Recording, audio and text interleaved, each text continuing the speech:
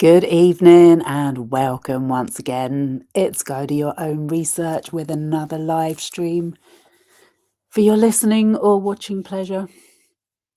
So, a quick message, a quick update on what happened to my live stream from last night, which I really enjoyed. And I went into great detail about the situation regarding our former director of public prosecutions and his involvement with Jeffrey Epstein. And unfortunately, I played a recording of the alleged murderer of a woman that was found in his apartment in 2008 called Farouk Ak. I keep forgetting how to say his name. Abdulka Dulak. I should be able to say it by now.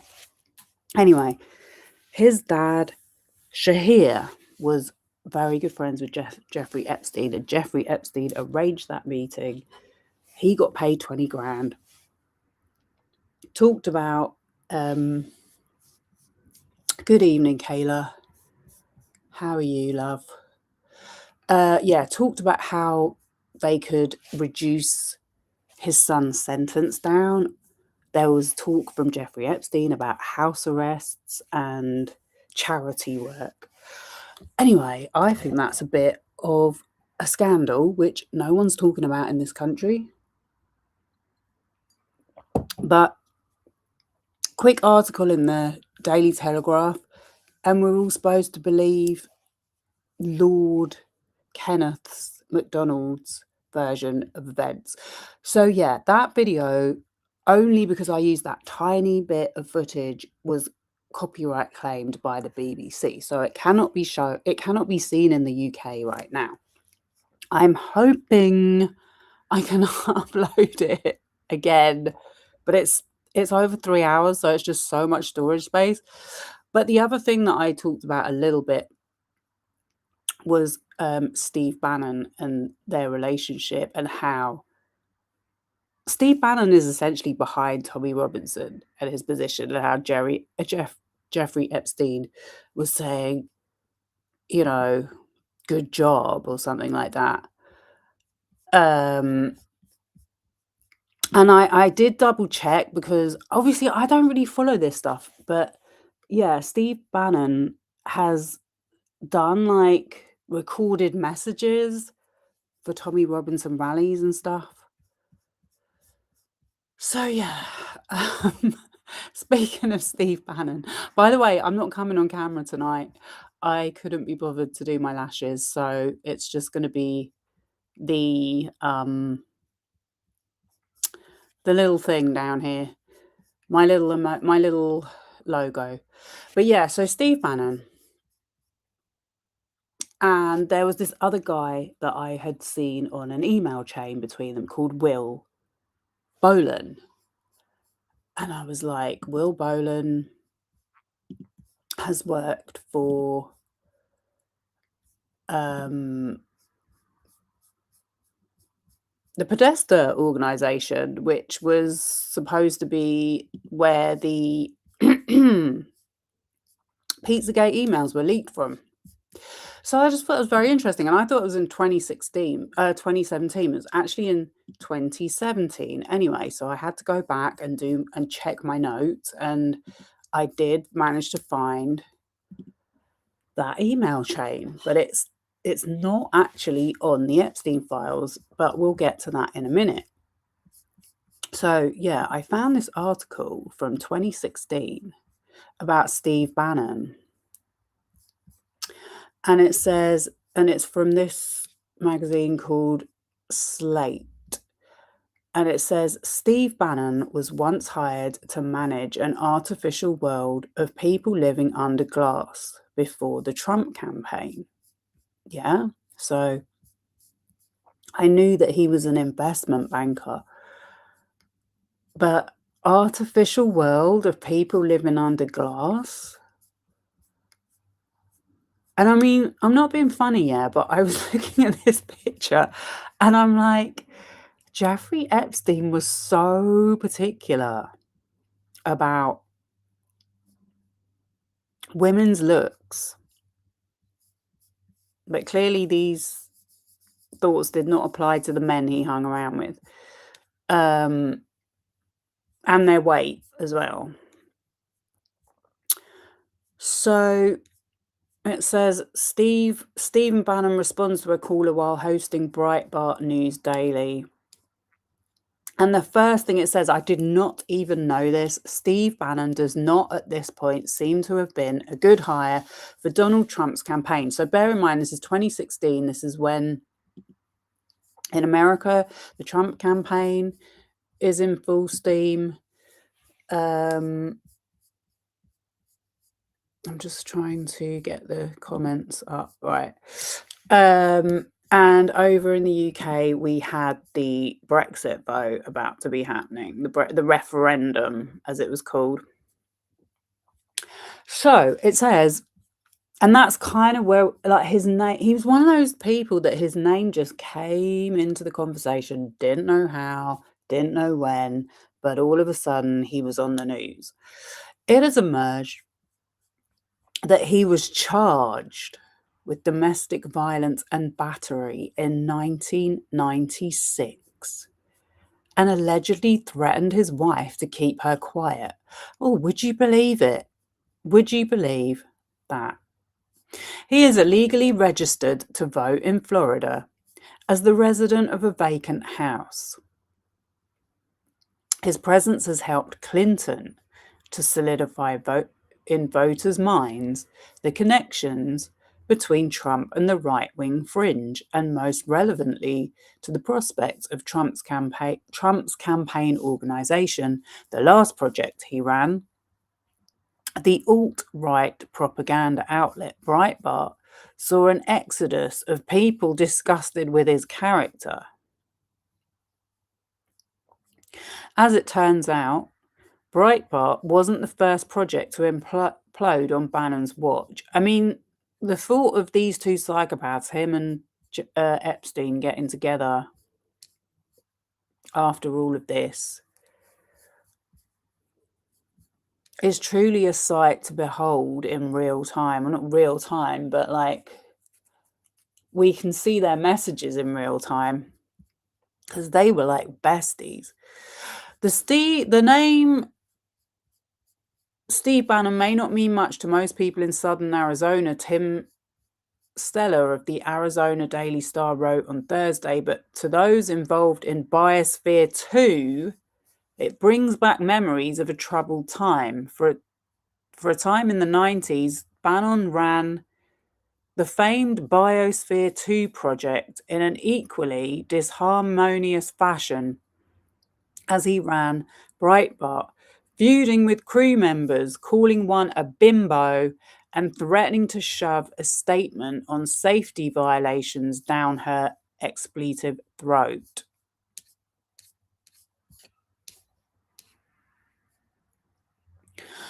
Biosphere 2 is a 3-acre research facility sealed under glass in Oracle, Arizona. Its purpose is to function as a closed artificial world with self-sustaining ecological environments, including an ocean, a desert, and a rainforest, along with some wildfire.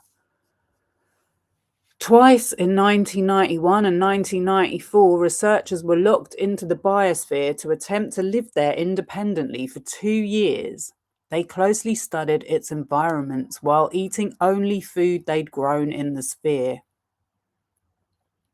and at all times making sure the biosphere was closed entirely to foreign elements. Oh my God. No outside air, no outside water, and no foreign objects. The first set of researchers completed their mission. The second set did not.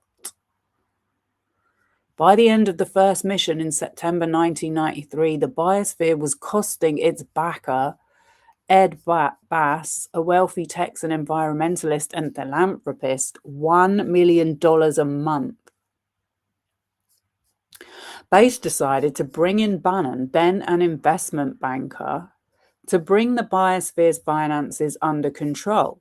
But Bannon soon quit after having his suggestion that 2 of the project managers be fired denied.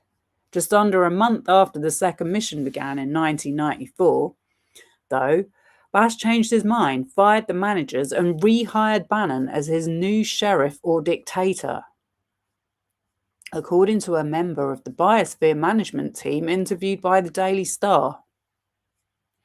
This did not go down well. This action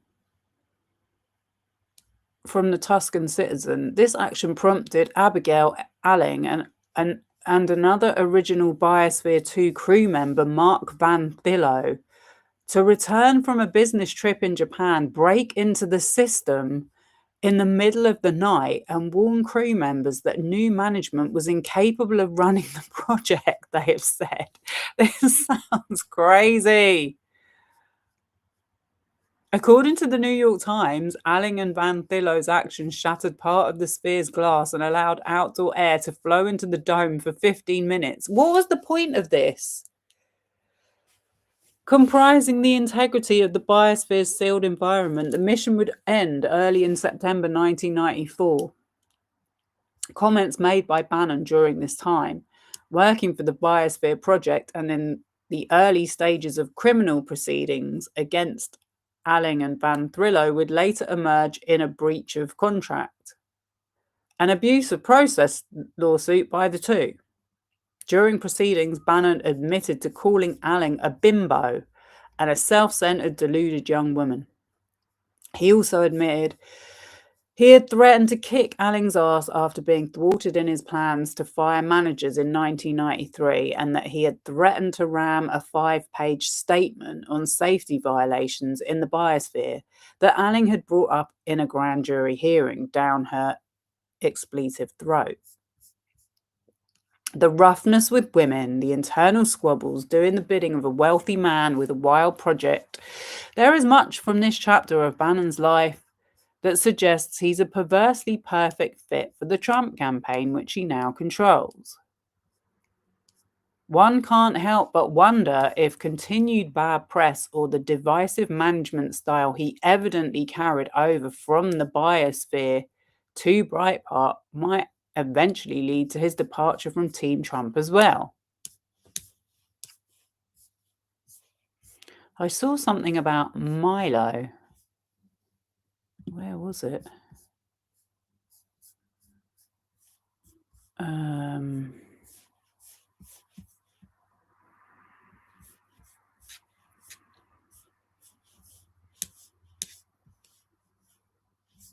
I thought it was like a click through in the article, but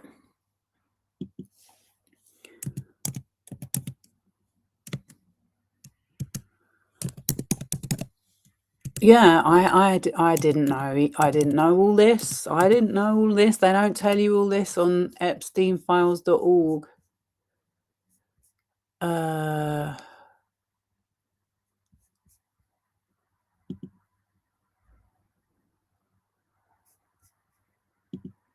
So they're actually called white supremacists.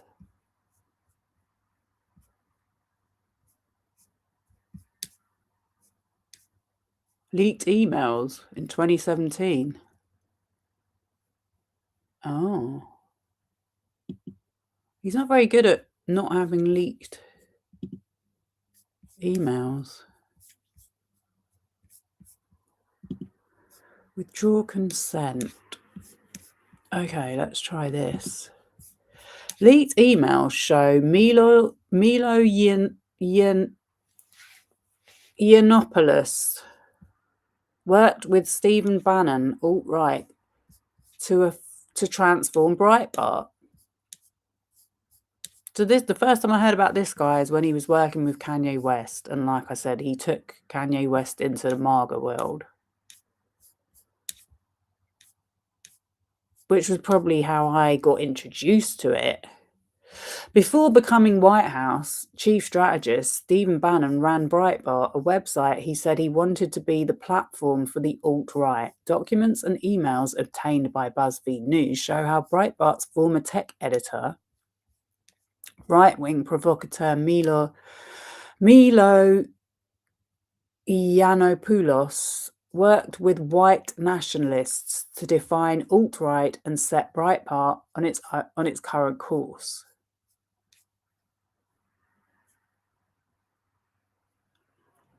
With Bannon back at Breitbart after his stint in the White House. Oh, so he went back there?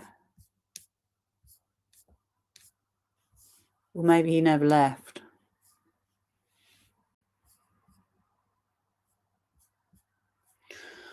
In a statement to BuzzFeed, this Milo is an idiot. He really is. He said he finds humour in breaking taboos and laughing at things that people tell me are forbidden to joke about, but as someone of Jewish ancestry, I of course condemn racism in the strongest possible terms.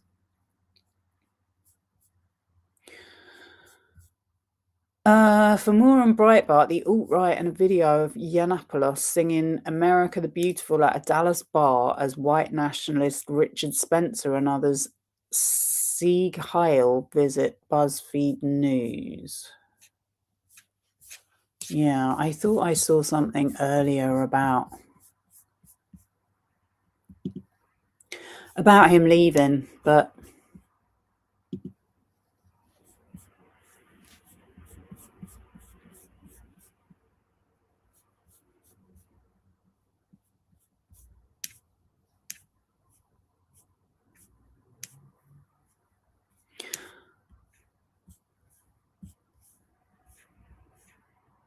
Breitbart is a company staffed almost entirely by Jews, said Milo Yiannopoulos last November when asked about accusations of anti-gay Semitism made against his former boss, Stephen Bannon. I am a gay Jew and he made me into a star. Ugh. Okay, that's enough of that. I think we get the general idea.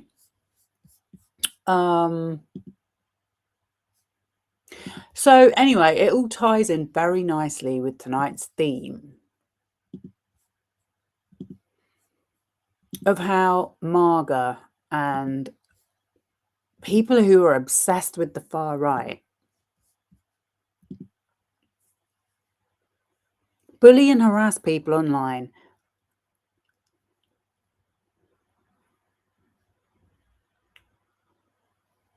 And just won't let anyone else have their say or an opposing view to them. Which is highlighted very nicely in the Epstein files. Well, not very nicely, very disgustingly, but very blatantly. Anyway, let me quickly show you what I was talking about with this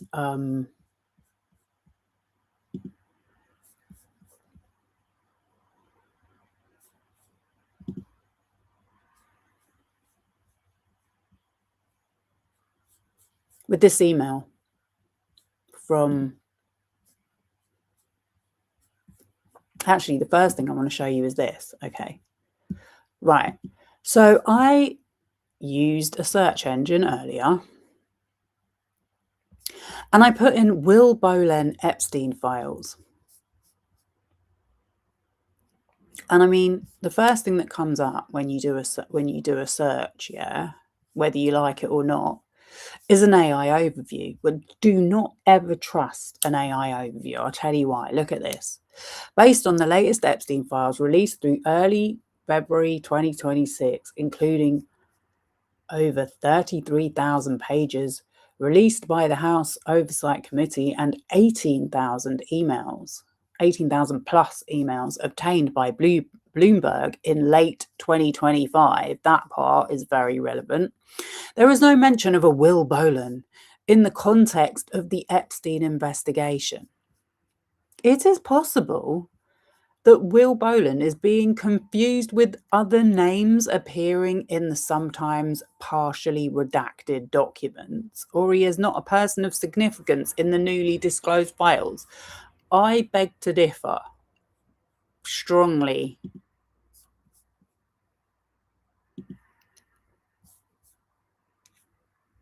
Right. This is an email from Catherine King at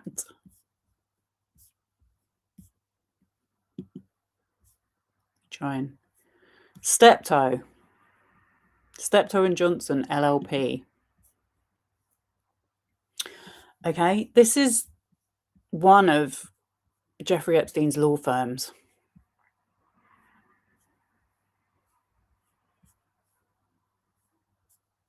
He had several, including, and he had them on retainers, meaning he paid them a monthly fee to be on call. So Kathy King is the director of media and public relations at this law firm, Steptoe and Johnson LLP. I'm going to show you their website in a minute, but it says here, to Michael Miller, Caitlin Wolford, Reed Weingarten, Ramsey Coolan, Oz Osman, Jason Weinstein, Will Boland, Erin Billings, Michael Keogh, William Drake. Oh, subject, audio recording, CC, Stephen Eliopoulos. I just received a copy of the studio recording with Q&A. The video recording will be available mid to late afternoon, as the file will be too large to distribute via email. We have two posting options. This is on August 5th, 2016. Upload to Steptoe's FTP site, where the file is public but not easily discoverable to the casual steptoe.com browser or searcher. We would send reporters the link, at which point they would download the recording in order to watch it. B. Upload the file to Steptoe's YouTube channel. Because I was reading this like, who the hell is Steptoe? And set the security around the video so that it's only watchable by someone who has the link. It would not be discoverable by anyone who doesn't have the exact URL searching or browsing. The advantage with this option is the reporters could watch the video via the YouTube player rather than downloading a file. I believe our preference is the second choice, ? Yeah, so then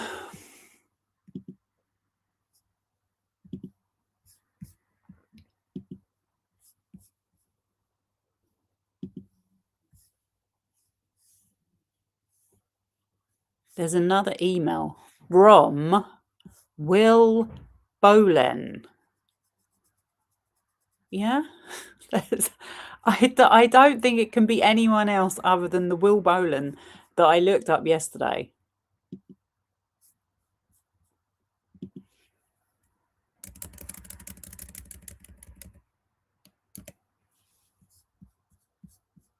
I'll just show you a quick picture of him.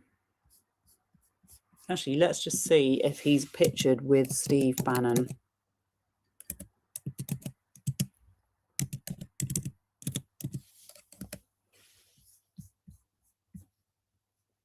Oh, there's no indication of a relationship with Steve Bannon. Okay. Well, I think people were pretty shocked to see the pictures of Jeffrey Epstein hanging out with Steve Bannon doing selfies. So, anyway,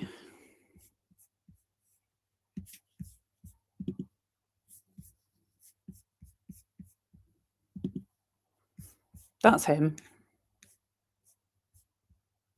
Harvard University. He does very similar role to Steve Bannon. Crisis communications, education, international relations, messaging, third parties, media relations. Fun facts, contestant on the weakest link.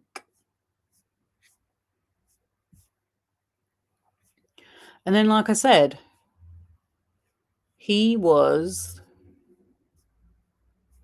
I hope it's going to say it. No, it doesn't have anything about.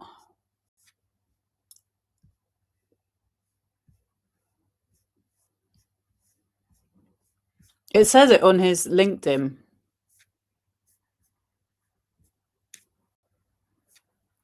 That before Cogent, he worked at Podesta. So this was all on my live stream yesterday.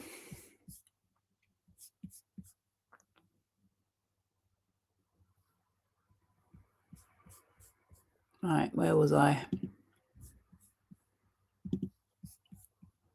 Okay, back to this email from Will Boland, yeah? Friday, August 5th, 2016. Oh, so this time all of the names can be seen. Oh, okay, because you can't see their email addresses. I guess the redactions are their actual email addresses. He says, so he's being written to from, he's writing to Kathy, and he's in reply to that email we just saw. Thank you, Kathy. I think for now, the FTP site is the right choice for getting it in the hands of reporters. We don't want it too accessible to people who might slice it up, and a YouTube link would travel faster, I believe.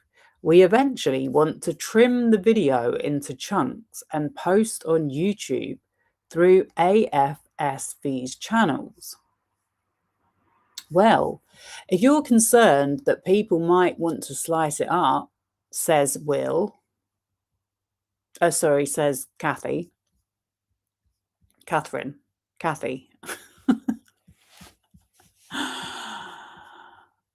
Then we likely should not go with the FTP site option A, because the link would not be protected and someone could find it. Posting on Steptoe's YouTube channel option B with secured settings would make the link only accessible to those who receive the link. It would also provide reporters with a faster way to view the video, since they would not have to download it. Does that make sense? Will says, yes, that makes sense. Thank you. And then there's the top of it. This is a screenshot. This is why I couldn't find it, because these are screenshots. FYI, our vendor is creating a transcript from the audio recording, so I'll send that around when it's ready. So the reason why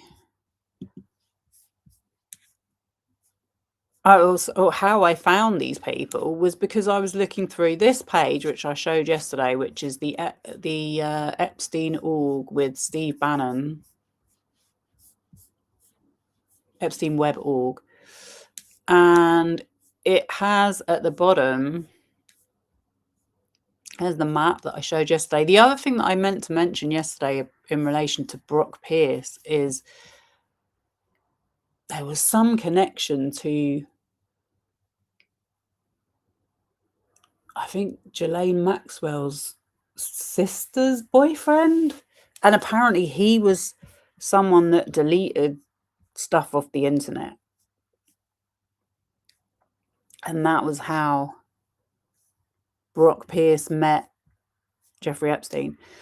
So yeah, at the end, it's got document hits for this person, results for Steve. So these are all the emails released by the House Oversight Committee that contain Steve Bannon. So these emails that those screenshots that I just showed with Will Boland from Podesta were in this bunch of emails that were released at the end of 2025. And they're really hard to find. I don't know how the hell I clicked on them, but here we are. So I just thought that was weird. I just thought that was interesting. I was just being a little bit, I don't know, thinking a bit too deeply about it, but crazier things have happened out here.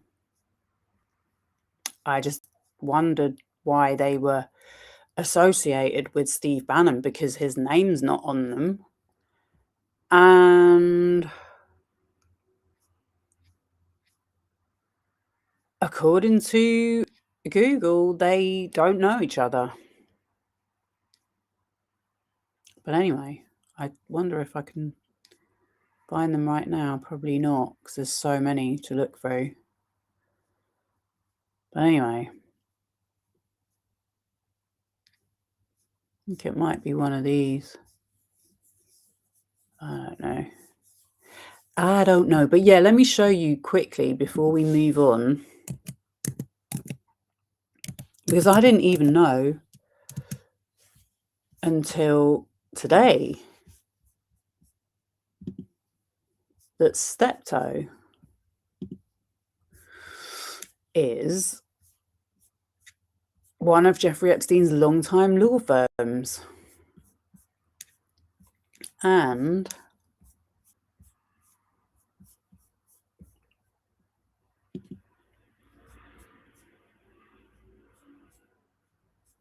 that's their alumni.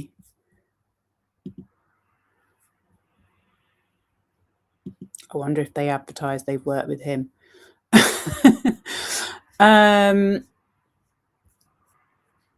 So these are all the things they do. I thought they did something like civil rights.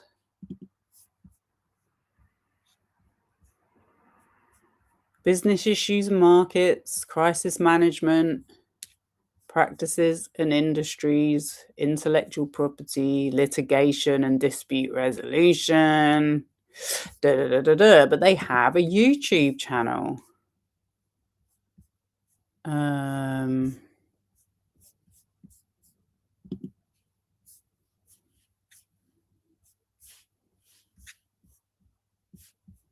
Is it on the homepage, or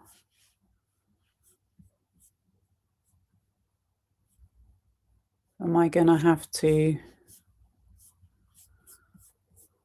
Okay, maybe it's. I swear I saw it on there.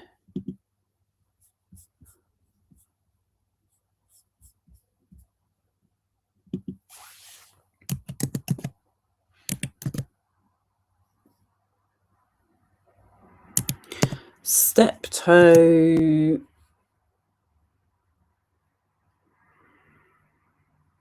YouTube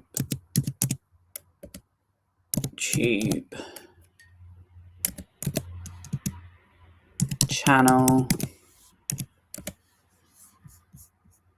Oh no, not Steptoe and Son.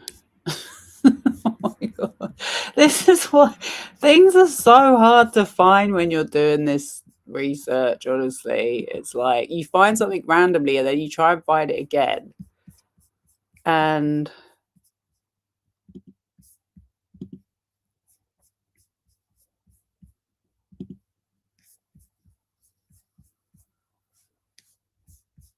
let me go back to his YouTube, to his LinkedIn. Sorry.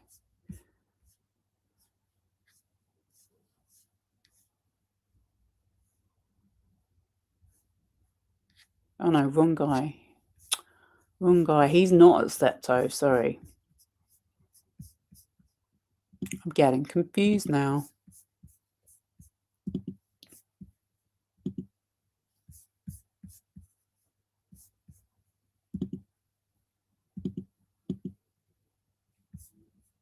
Steptoe and Johnson. Maybe it's different. Nope. Videos.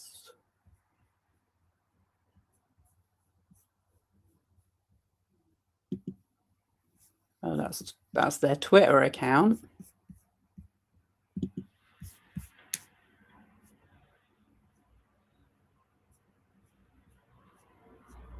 I swear to you, they have a YouTube channel.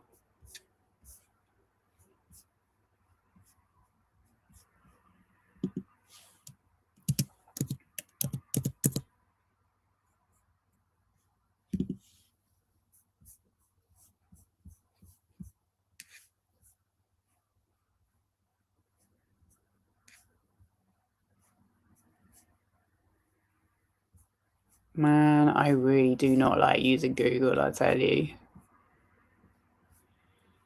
It's useless. It will show you anything but what you've looked for.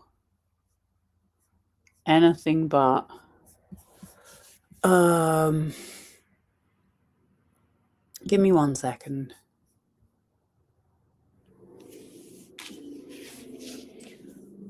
One second.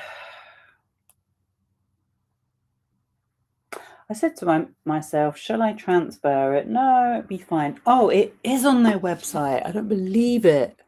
It's on their website. I just saw it just now. It's right down the bottom.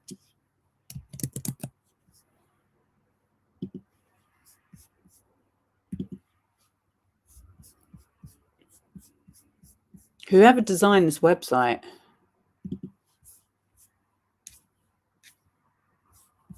Look where it is. Blink or you'll miss it. You probably can't see it because my because I'm in the way. Let me show you what I'm talking about.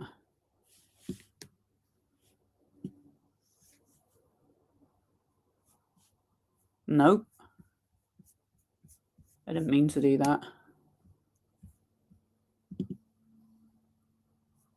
It's there.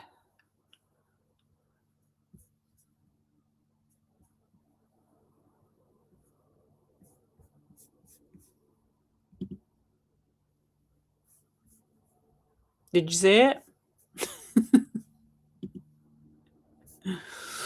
Right, now I need to get back to where I was.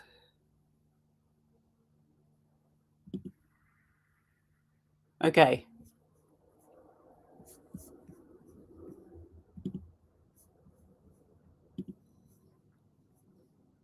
We can get rid of Steve Bannon.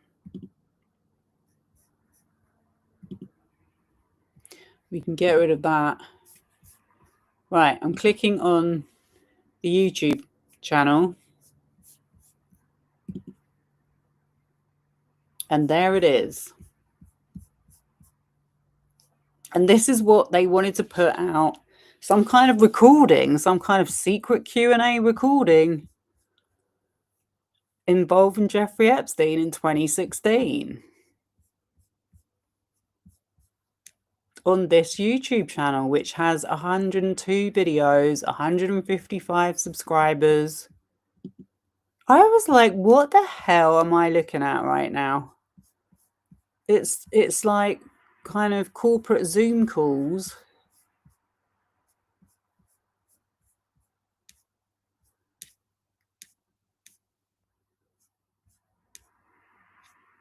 "2016, so that would have been like 10 years ago we're talking about.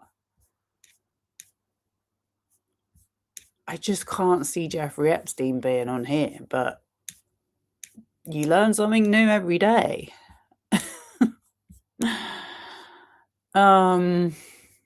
Anyway, they have and then they have like random things like Maria Pinto. Financial Services Group. And it's my pleasure today to welcome you to the next. Okay, no, they have like these videos, like these 10 years ago, like a band.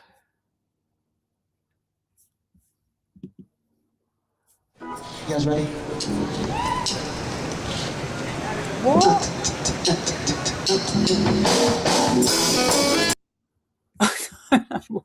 Anyway, that's that. That is my little research into that. Right, I'm now going to switch to something completely different. If anyone has any information to share with me on what I was just talking about, please go ahead. Right, so I'm back on this is the full Epstein Library, Department of Justice website. And I've typed in house and habit, yeah? So this is where things are going to get a little bit dark again, but I think it's important to address some of these things. So we start off with, we've got quite a few hits. They're not good. None of them are good.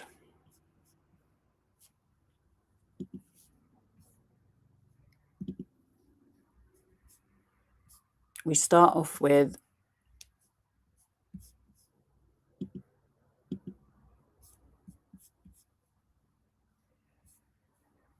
this message on the 11th of May 2025. So this is just after Robert Giuffre has passed away. So I went and checked. It was at the beginning of May. And so this is from one of Jeffrey Epstein's victims. Based on everything she says in these messages, I'm going to say it was Sarah Ransom. Only because she's disclosed herself that she has a son called Isaac. She has had cancer. And that she's been harassed online by these MAGA trolls that are in the US and the UK.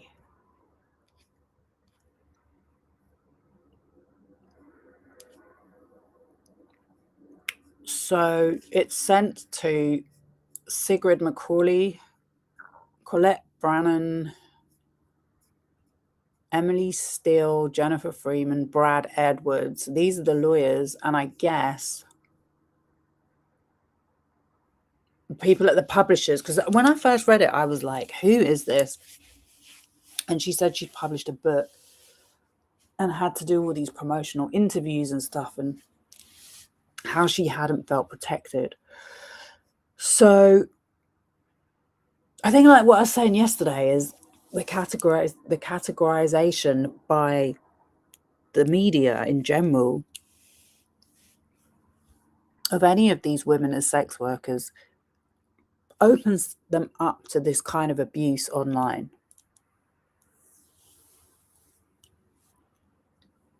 I just think they should change the language altogether if they really gave a toss.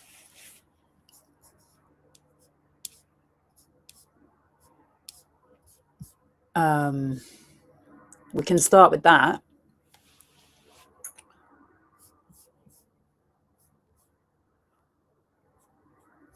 So she's showing all these screenshots of house in habit, and this is House on Fire, which I think it's actually a subreddit pointing out where she's going wrong. It's a Jessica Reed Krause is her real name. It's a Jessica Reed Krause snark Reddit called House on Fire. So yeah, I don't know why these faces are redacted, because, well, that's Virginia Roberts Giuffre. But these are some of the posts that they put up. I mean, these people make a living out of abusing these women online and writing Substacks and doing all this other stuff.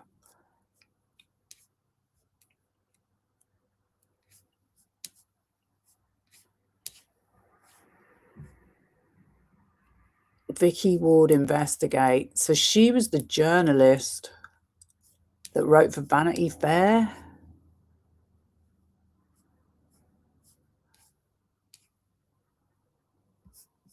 the hunt for Jeffrey Epstein, alleged enabler, Ghislaine Maxwell, sorry. Vanity Fair, yeah. And they sort of act like they helped to expose Epstein and, oh, they wanted to talk about his faults, but their publisher wouldn't allow them or whatever. But when you read Virginia Roberts' book, which so much of her information has been verified, same with the two sisters, people that say they're lying. Virginia was put into that situation by the FBI. They contacted her. She had gone to Australia. She had started a new life. She didn't want anything to do with it.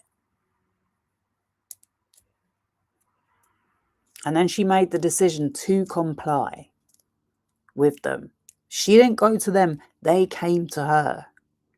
She'd already had Jeffrey and Ghislaine on the phone to her, which she was like, I don't know how they tracked me down. Well, because if you put CIA, which is going to come up in a minute, into the Epstein files, you'll see how much they spoke to the FBI, to the CIA.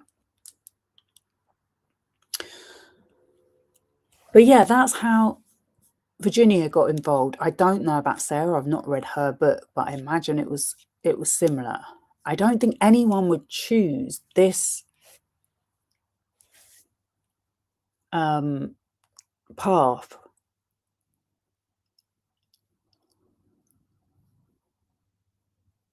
As a means to an end. I genuinely, I think about this stuff a lot. It doesn't make sense to me when I see people are just after money. Oh, it's a cash grab. It's a shakedown.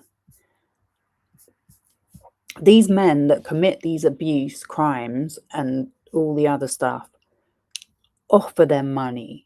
They try and pay them off. And they say, no, I don't want your money. I want justice.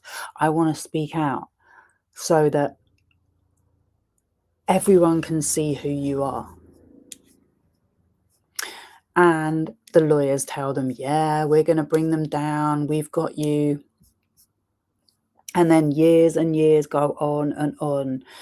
And they're very, very vulnerable once they put themselves out there. And like Sarah and Virginia said, it was their pictures that they gave to journalists that are used over and over again in articles exposing these people. Like, this is Victoria Harvey, yeah, and she's got her face redacted. Why? She's not a victim. So I was looking at this and I'm like, who is this? George B. Tonks, Lady Victoria Harvey, I am so proud of you after your heartfelt meeting with something, Father something.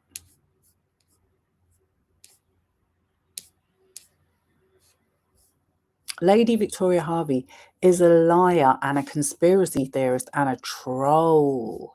That's her life. She's a shill, is that the word? for Nigel Farage as well.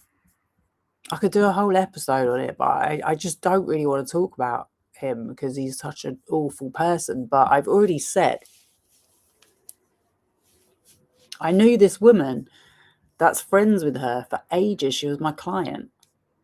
And that's what she does now professionally. They don't have jobs. They don't need jobs because they have, well, I don't know about Lady Victoria Harvey. I don't think she's actually been married. But they have a private source of income from somewhere.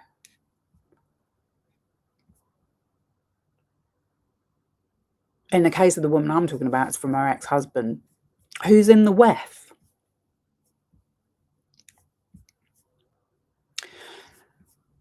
Just like I said a few days ago, Hugh Edwards is your guy. I believe redacted are con artists, and we have the proof. I only use credible sources. I don't give labels unless there's indisputable proof. Lady Victoria Harvey, you do not use credible sources, nor do you go on credible channels. No, you do not. You talk about red rooms and say that these women were not sex trafficked because they were on a yacht. It's just nonsense what she comes out with.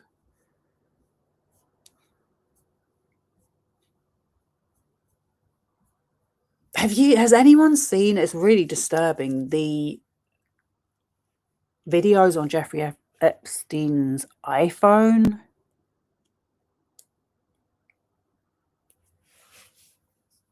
Those videos are not on yachts. Yeah, they are on his island, some of them. But most of them, he's got them sweeping the floors or running around kitchens or playing nursery schools. So I was trying to figure this out, and we got messages from Lady Victoria Harvey, and then this where it says, so who is this?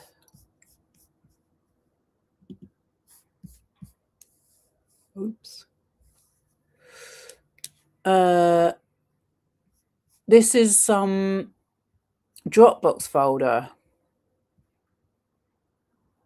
So who is this? They claim in posts to have interviewed you several times, and Tonks looks to be Kraus, but she's not interviewed you? Question mark, question mark, question mark. Yup, he has 3 accounts. Rebecca Cohen, Epstein crackhead, and we are here he's using. It's so obvious. And he spams anyone who mentions your name online, especially Nick. So I think they're talking about this Tonks guy, George B. Tonks.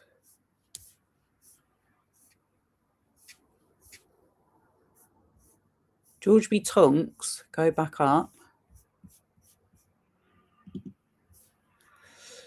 He's saying, breaking, shady dealings are going on behind the scenes. If anything happens with me, Lady Victoria Harvey and the following respected reporters are aware of a lot. JD Cashless. I mean, he sounds really respected. Sonia Poulton. No comment.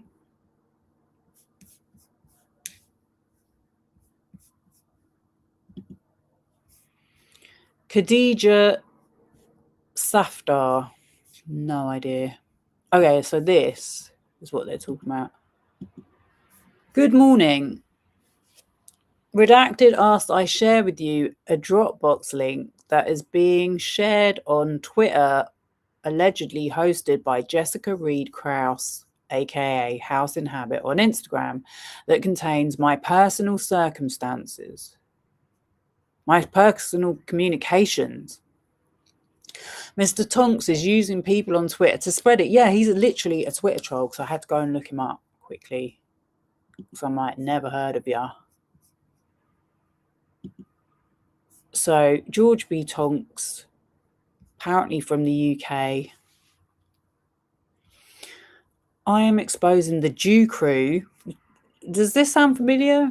Who targeted underage boys, including myself, and the corruption within the US Department of Justice. Literally nothing else about him. There was some other thing about he's an artist, I think.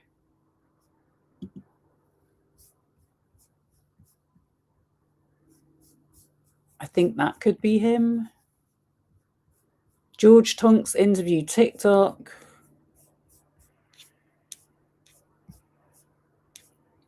That's it. That's your lot.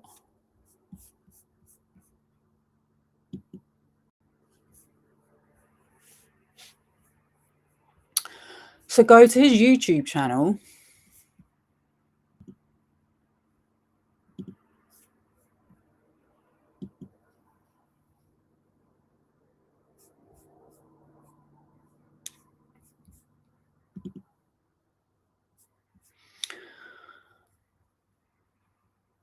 Same thing. Joined December 4th, 2020.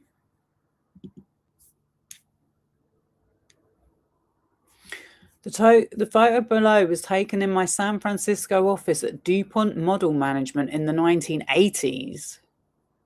Diana, who was a model, is seated at the desk. During that time, she frequently flew in, yardie, yardie, yardie.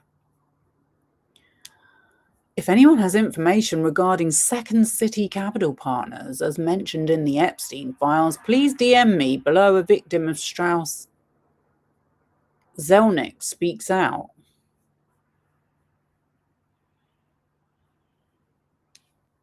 What the, oh my God, this is when you just know this man is... I need help researching a historical entrapment case. Why do you need help researching? Just do some research for yourself. You've got 4,000 followers, subscribers. Let me show you. He's got 4.51k. I'm not going to show any more of his posts. They're too annoying. Right, his videos. Throughout the 80s, before social media, the World Jewish Congress, Sean Maguire tells Z3 Conference that their anti-Semitism card is sadly no longer. Don't believe anything the FBI or DOJ says. Every man and woman... Oh, this is when I was like, oh my God, he's definitely not with it. Every man and woman connected to this network must be brought in for questioning. Filming today for BBC Newsnight. The real reason Jeffrey Epstein ran a blackmail op to take down the monarchy and aid a republic through foreign intelligence services. The future is bleak for Britain unless the palace fires the traitors. You're sounding like a very low budget Piers Morgan right now. Don't believe anything the Zionist-controlled media has to say about Prince Andrew. Another Charlie Kirk video that keeps getting removed. The rise of that person. Oh, join Upscrolled. If you see people talking about Upscrolled as the alternative to TikTok, ignore it. It's the same thing with Rumble and YouTube.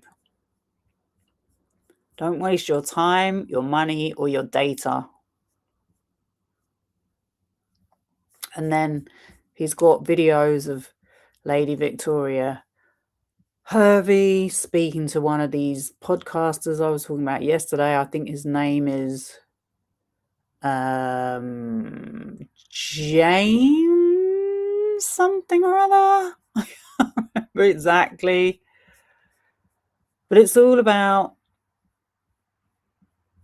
don't believe anything the Zionist-controlled media is saying about Charlie Kirk. This is giving Candace Owens. Oh my God, yeah, then I got to this bit. Virginia Giuffre is a liar. Alan Dershowitz is innocent. You are not in your right mind if you think that. It's really hard to show Virginia Giuffre has lied when the people that are calling her a liar. I've had a troll come over to my channel and say she's a fraud. I've seen Jeffrey Epstein, Ghislaine Maxwell, and Alan Dershowitz call her a liar. Yet they have not won any legal action against her. She's the one that came out on top in her litigation, especially against Alan Dershowitz. The fake victims will be held accountable. He has been shown to be lying multiple times. It's so easy to show how he lies. This photo is not fake.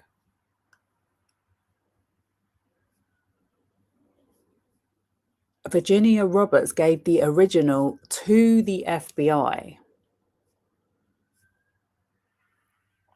That's probably why they want to question formerly Prince Andrew.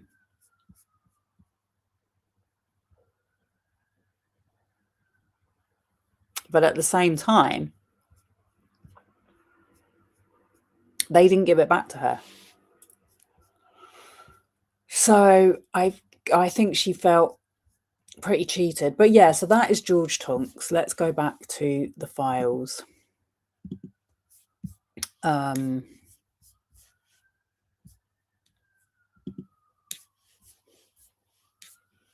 this nonsense.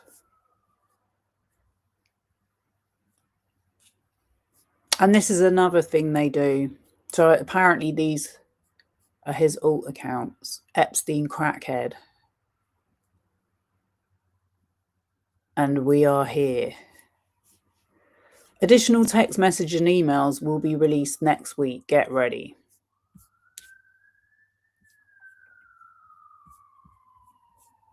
These are not victims.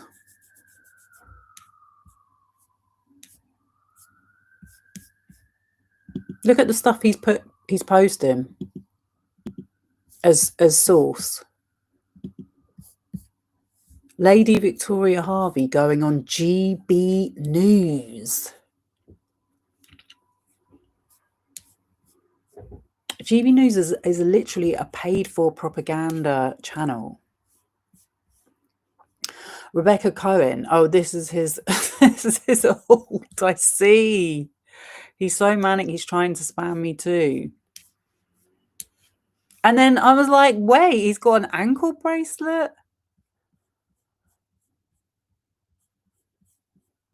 A group of lunatic psych patients are accusing me of all kinds of crazy nonsense. I am so glad that the US government is monitoring everything I do. I feel so much safer just knowing that I am being monitored.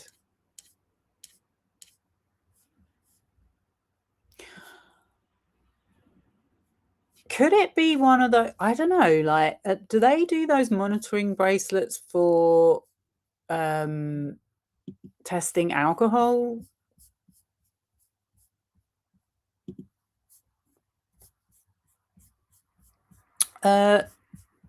Levels, or am I making that up in my head?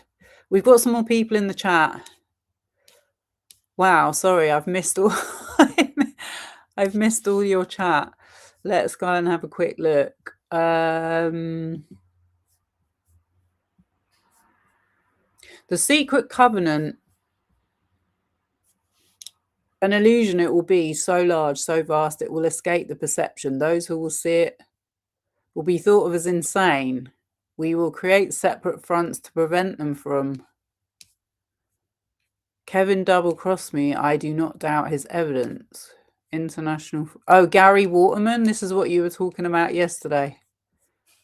A safe space for ritual abuse, mind control, and organized and abuse survivors, whistleblowers. All of people can share their experience. Yeah, I mean, I feel like my channel is pretty much a safe space, to be honest with you. We've had a few trolls come into our chats before and they've just kind of gone away because we're not really bothered by what they have to say. So,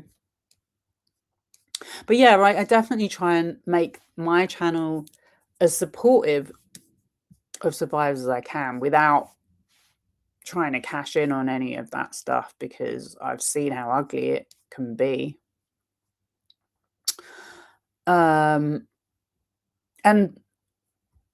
people have said to me, you know, have you thought about having a Twitter account or an Instagram? And I'm like, no, because I'm happy just doing my YouTube and getting the views that I get. And seeing that George guy who has 4 times the amount of subscribers as me, although I'm getting there, we're on the road to 2K.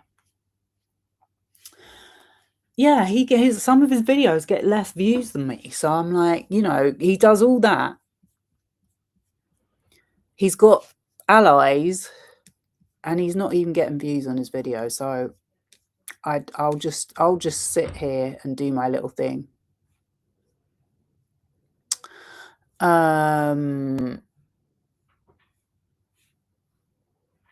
You've not seen the iPhone videos? Well, yeah. I could do a live on it, I guess. Or I could just react to someone else who's done it, I suppose. Quickly, let's have a look.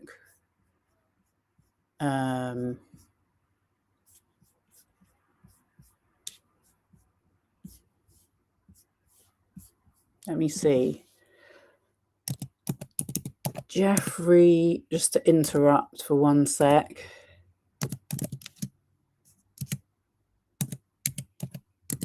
I mean, it's hard to see exactly what's going on.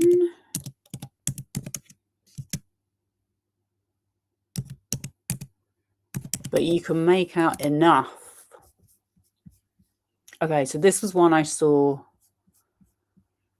earlier.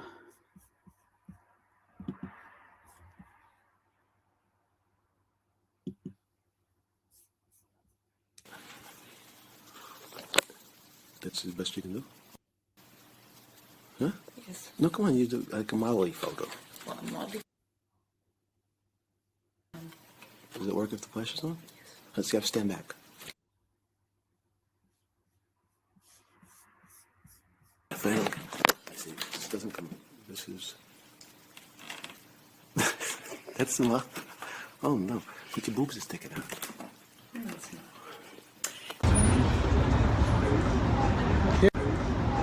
Here, no, you don't. Oh, cameras. That was the fake stuff. Put your arms up. Look a little happier. Did you hear that? He said, look a little bit happier. And this woman's saying, these girls are on yachts drinking champagne. How can they say they're being sex trafficked? Smile when you get smile like that. Go ahead, just one. You find a Japanese boy.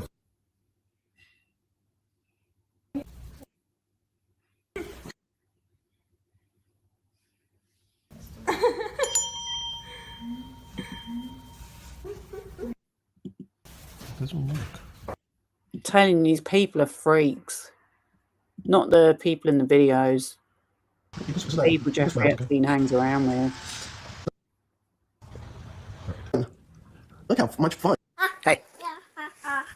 Oh, that's awful. Okay. Say hello, Tootsie. Hello, Tootsie. Say hello, Tootsie. A baby. Okay. No, Tutu. Tootsie. Tootsie. Look, Mama. Tootsie. Tootsie. Tootsie. Right. Just think about it. The cameras. Look at me like you love me. Means good to find a car. Think about some strange portrait you're gonna take. Too late in what sense? I just feel like in every video, they're like kind of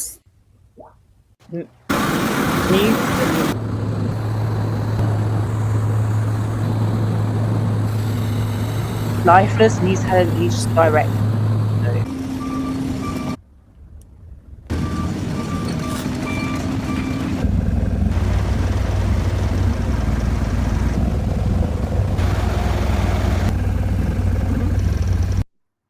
So then there's this one goes on for ages, and it's just this someone sweeping up. I guess she's a victim because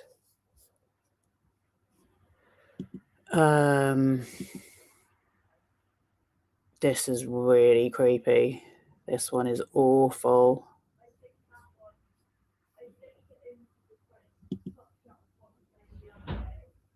Don't know what's going on in this one either.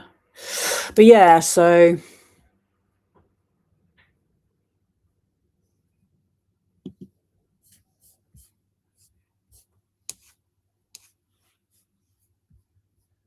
a JO film. We've got two conversations going on in the chat. I can't.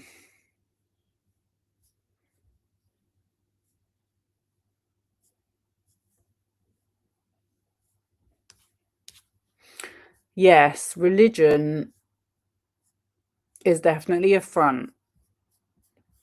It's probably something you want to stay away from online. And you know what's mad is I wasn't brought up particularly religious, but I was brought up in church. Sunday school, choir, confirmation, all of that.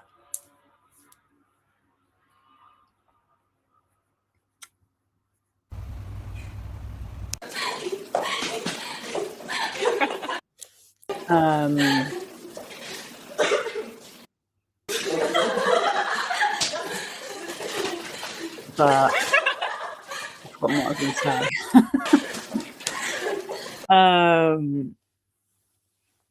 It'll come back to me. Yeah, these videos are very... If anyone has any doubt, which I'm sure they're not,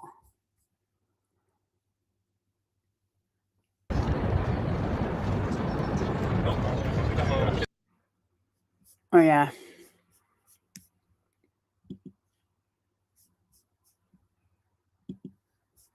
I've completely forgotten what I was going to say about religion. Never mind. Probably wasn't important. Carol Quigley's Tragedy and Hope presents a critical analysis of money, banking, and financial power. I mean, yeah, it takes a long time to figure it out, angels, because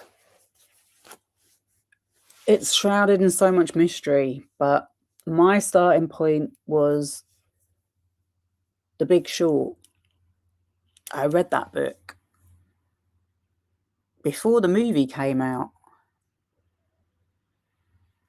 And that is literally what Jeffrey Epstein was talking about in the interview with Steve Bannon. It was how the financial crash, it was the story of the financial crash, how it happened.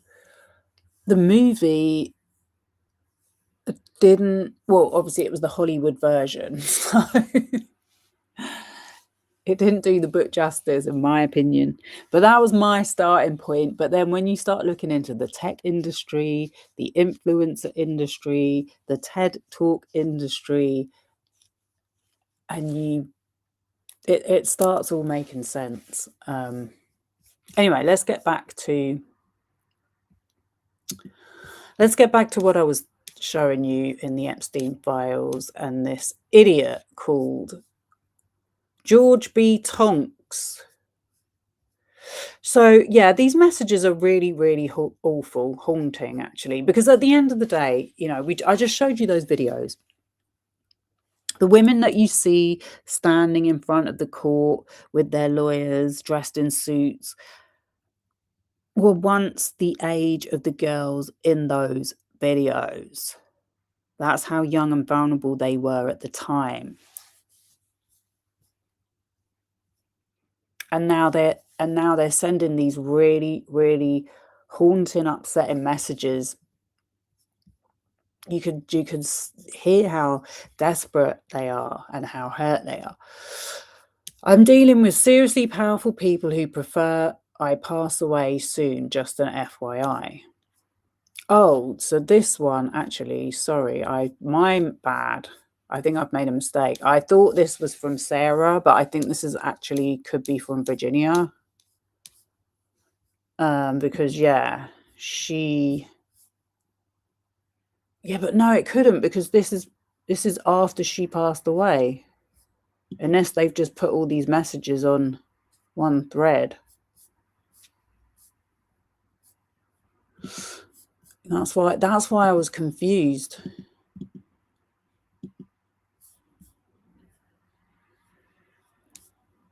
But I think this was all going on while Ghislaine Maxwell's trial was on. So this is the kind of comments that Lady Victoria Harvey was writing. And I've made a lot of videos about Virginia Roberts Giuffre. First of all, I made one when she passed away because I noticed straight away the same suspect channels were saying not a suicide, not a suicide, completely ignoring the fact of her mental health deteriorating and the fact that she had to she'd come out and publicly admitted that her husband was abusing her. And obviously, just looking at her Instagram post, you could see how heavily medicated she was. She was slurring her speech. She was not with it. But Lady Victoria Harvey goes and writes, because she's a professional troll. How does one write a massive paragraph like this on death's door? I don't believe it. Karma for all the lies.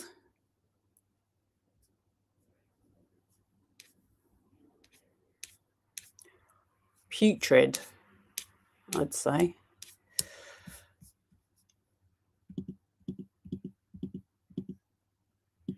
Just a reminder that redacted, a pathological liars article by Jessica Reed Krause. I mean, I just want to say, who cares what this fucking idiot has got to say, honestly. I feel that way about a lot of the commentary channels on the Blake Lively story. I find it hard to get wound up because they're the same people.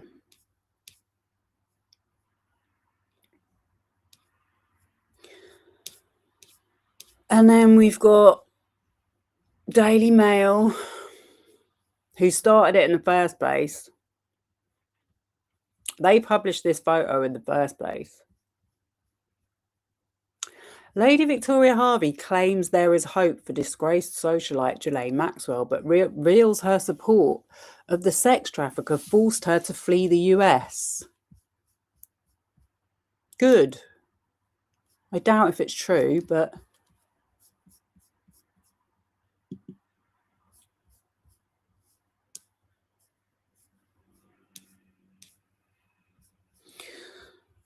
See what I was saying? Somebody got to her. Father interview. Piers Morgan, uncensored, when we all know that he very much is told exactly what to say and what not to say. Has her dad on the show. And that's who he has on after she dies. That is not someone who could care less about the victims of Jeffrey Epstein. Don't need to watch the video. I can just see from the thumbnail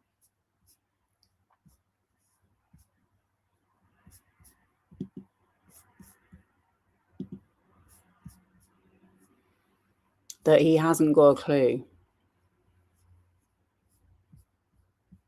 Well, he has got a clue. I mean, he knows what to do it. But he has no regard for the facts. For the facts, honesty, and reality. So yeah, this is her very, very sad message. I don't know whether I should read it.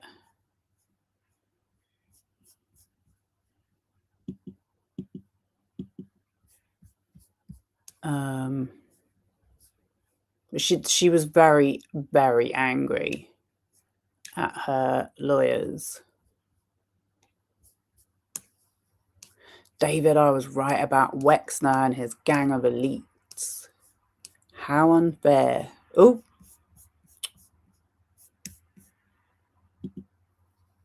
Lost my page.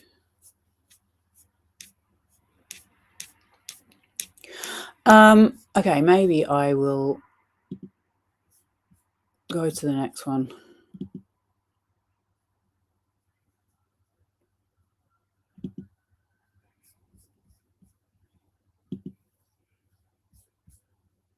So this one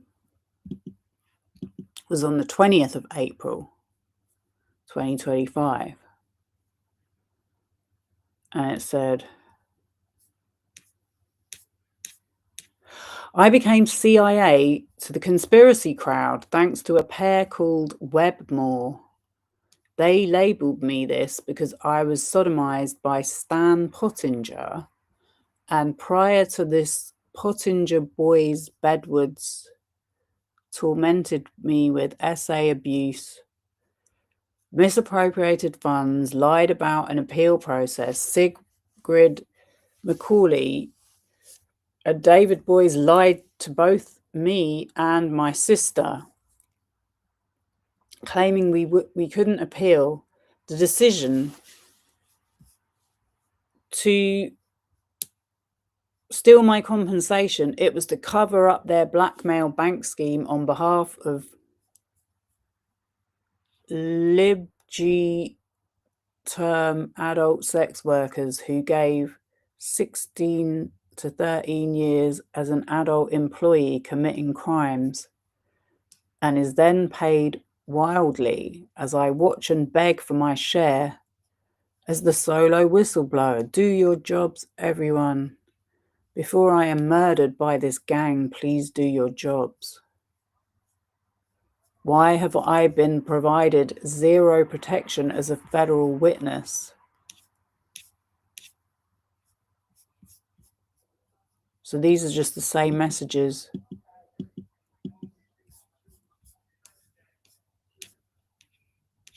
from this idiot George P. Tonks.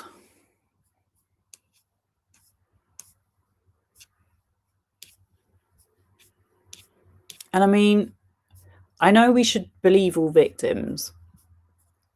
You should definitely listen to all victims. But at the same time, if your gut instinct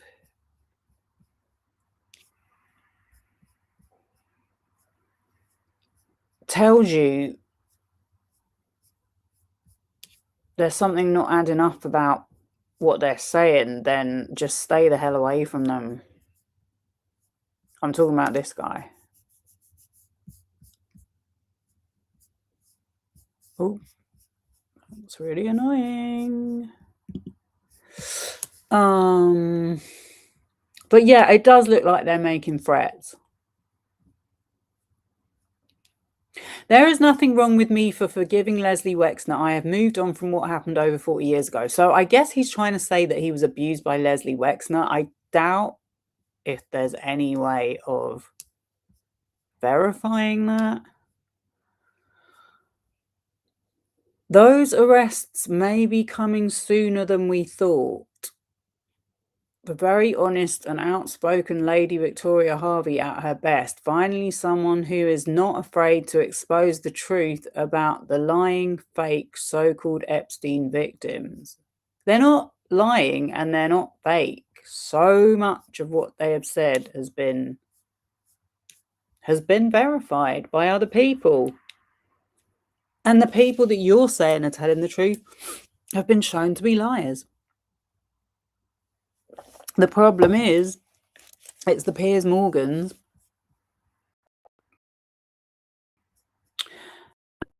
and the Rupert Murdochs and GB News and all the other propaganda channels that give them a platform for people to carry on believing that they're not lying. There's an imbalance. There's an imbalance. There's a power imbalance. Breaking, Garrett Ziegler is doing an amazing job exposing government corruption and blackmail. Do you know what's doing an amazing job of exposing government corruption and blackmail? The Epstein files. His organization Marco Polo created biddenlaptopemails.com. Sounding a little bit like the Pizzagate thing. I'm just saying, like, a website like that just doesn't seem to be the best source.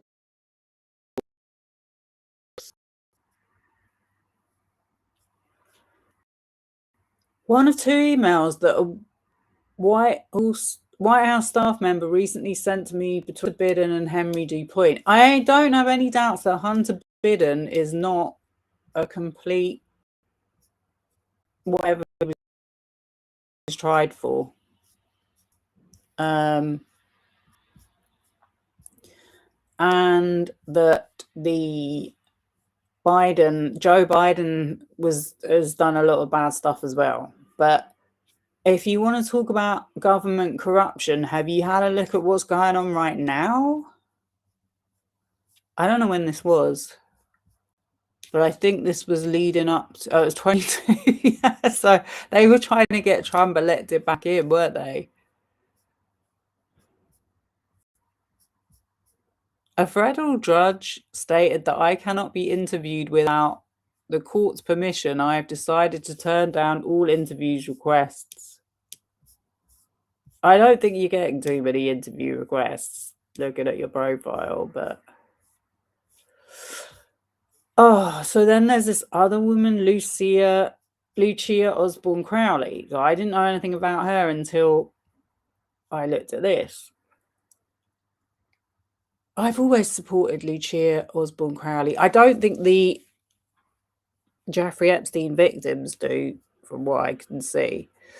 After speaking with her, I can honestly say that she is focused on exposing the truth and will go out of her way as a trained lawyer to thoroughly investigate her sources. But I'm wondering if you thoroughly investigate your sources, George B. Tonks. Okay, that's that one.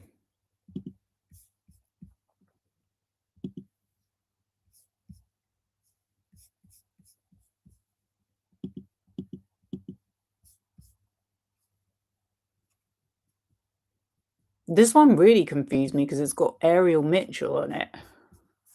I'm like, I hope it's not that Ariel Mitchell.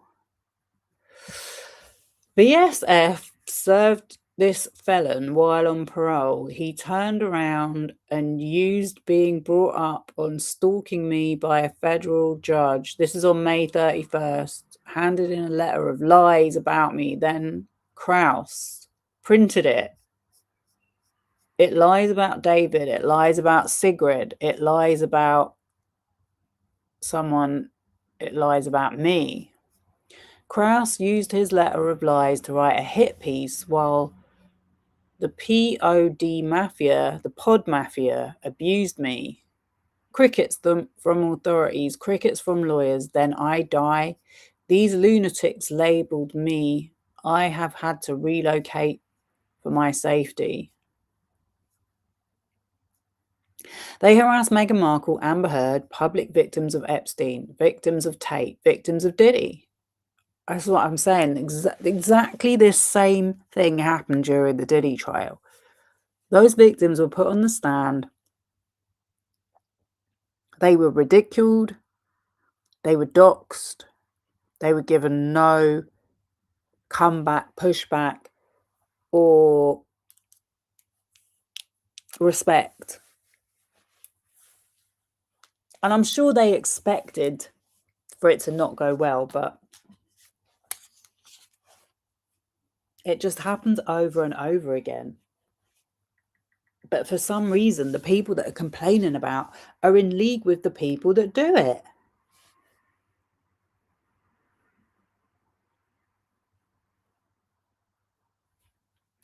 That's what's so weird.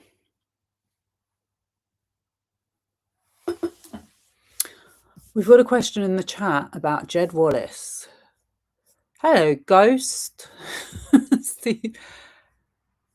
Steve Bannon, wait till you get the bizarre MAGA spy training facility ran by Benjamin Harnwell, a close associate. Oh, I don't know about this. I don't know about any of this stuff. I'm learning every day. So thank you for giving me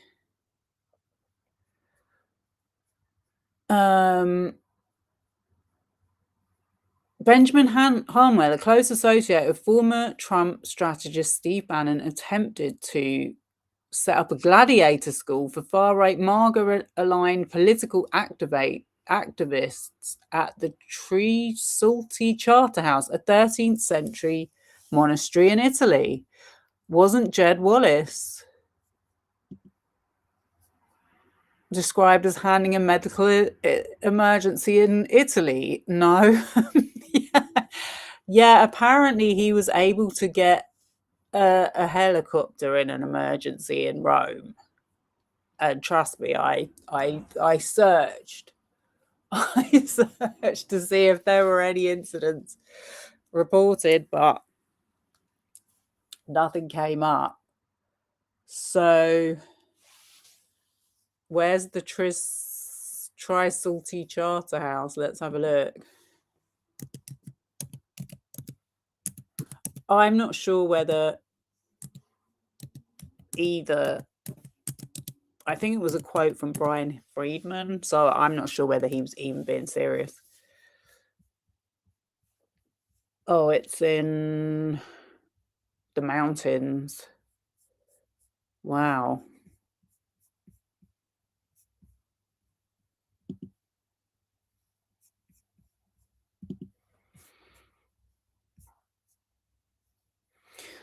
A former Carthusian monastery now owned by the Cistercians.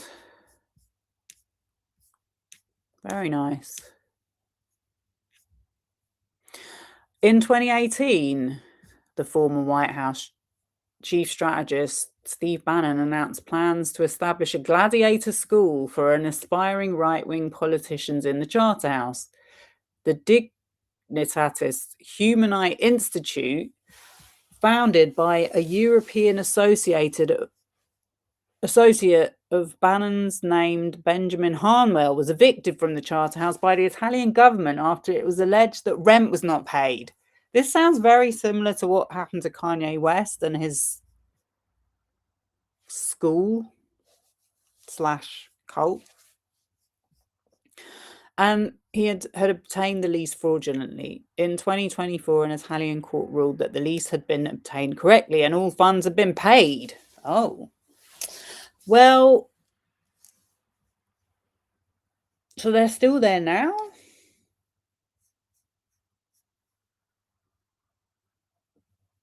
Politico. We know that Jed Wallace has known Brian Friedman probably since, well, it could be before 2019, but at least since 2019. Victoria's former EU Parliament staffer said the court verdict was a blow against politically driven prosecutions elsewhere of Donald Trump allied figures. Oh, I'm confused. Oh, these people confuse me so much.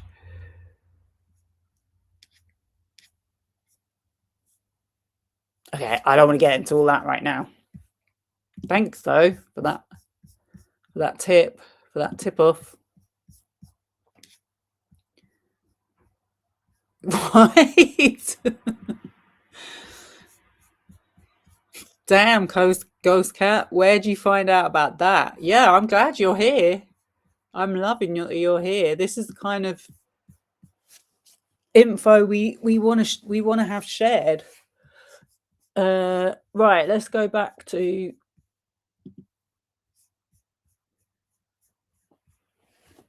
harassing. Yeah, they harassed Meghan Markle, Amber Heard, public victims of Epstein, victims of Tate, victims of Diddy. The same mob harassed Sigrid's new clients who survived Masterson. No one has protected me. Those others are famous, so people protected them. I mean,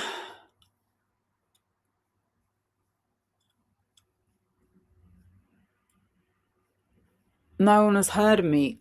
Amber Heard, I doubt if she could. I don't even know what she's doing now, but She was semi-famous.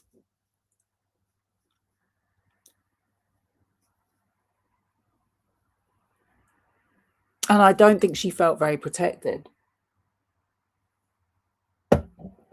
But she is an actress, so she can come out and put on a front. No one has heard of me, so I'm merely tormented to death. Why would any victim come forward now? It's a very, very good point. It's a very, very good point. But I think, like, that's why I try to avoid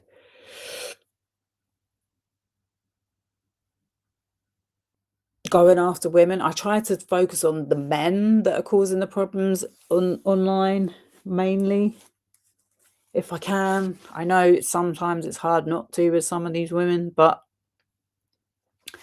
the entire YouTube commentary space is dominated by men, and they tend to be men of a certain type. Actually, I was thinking earlier, like, there's something about Steve Bannon reminds me of Andy Signal. They got quite a similar look. Maybe it's the body shape.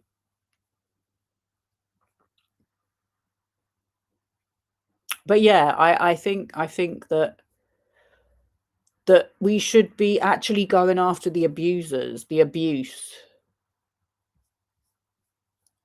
The fact that we live in a world where it's allowed to happen and people feel ashamed of it happening, so they don't speak out about it at the time, or they don't have a choice because they feel like, well, what else am I going to do with my life? There's so many things that keep someone in that position, and it shouldn't be like that. That's if people genuinely wanted to change it, then that's where their focus would be. That's what I think after spending a lot of time thinking about it. They never should. If only someone, me, had been protected like the culpable adult pimp prostitutes Sigrid Bedwards represents. I don't know who she's talking about.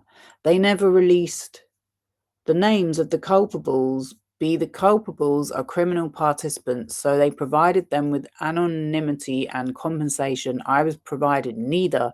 In fact, I am the only one cut from therapy as well. I would give anything to not be harassed to death.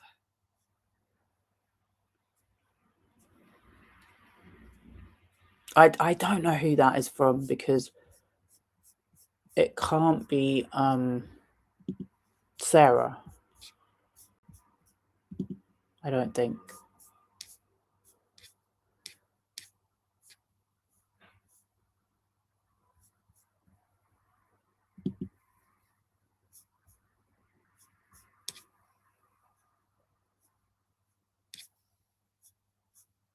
Oh, so then I saw this one about the CIA.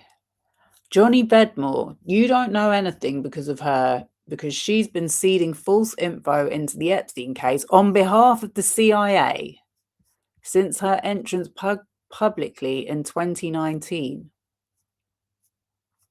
Almost everything she says has been a lie, so she has shown you zero facts. She may as well have abused the girls herself. It's just ridiculous. Just ridiculous. And then why are you redacting Jessica Reed Krause? Because there's another version of this picture without her redacted, and whoever that is. The redactions in this thing are ridiculous. I don't know if they used AI to do it, but it was meant to be victims redacted, and I don't think Jessica Reed Krause is a victim. But I just wanted to show you quickly.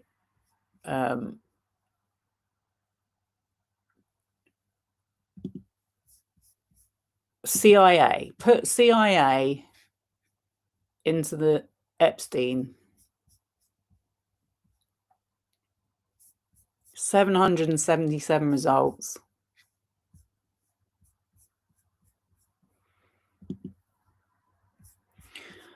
(2011) CIA FOIA request.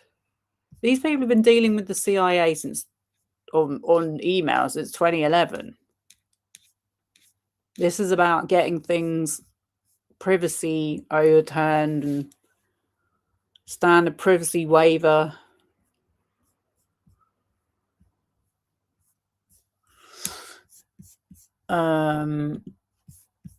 There's another message where I couldn't find it earlier, but Epstein's literally like, do you know so-and-so from the CIA?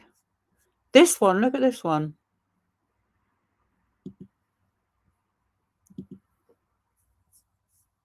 Just a photo. It says CIA.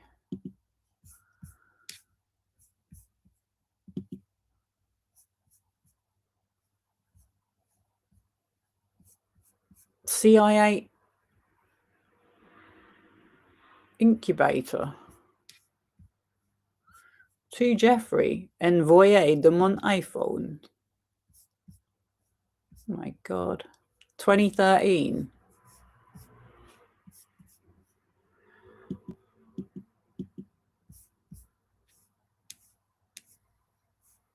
Was this some kind of pedophile meeting? This was from searching CIA. I'm just saying. This is what comes up.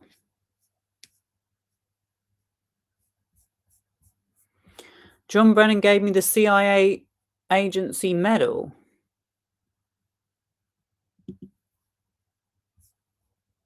Kathy Roomler. She worked for the government. She messages Jeffrey Epstein all the time. She said she would vouch for him. To his crisis PR, Matthew Hiltzig, in 2017. She said she would publicly validate him.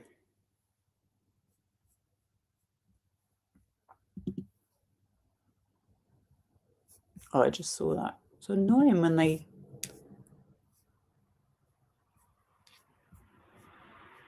Yes, FBI and CIA. Paul Krasner.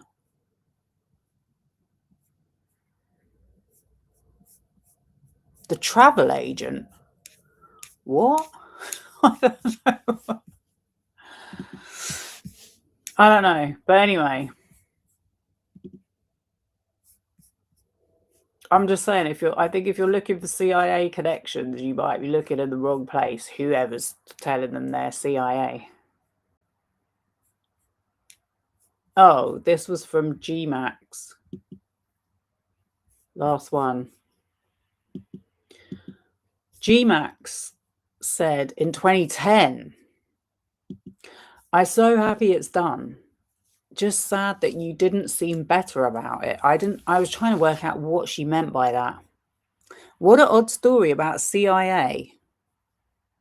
Not long now, and then hopefully you will be able to begin to move forward and put these crappy years behind you. Gee, kiss.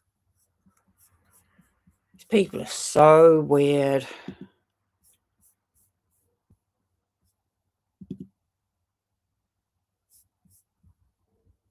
So weird. Subject, CIA.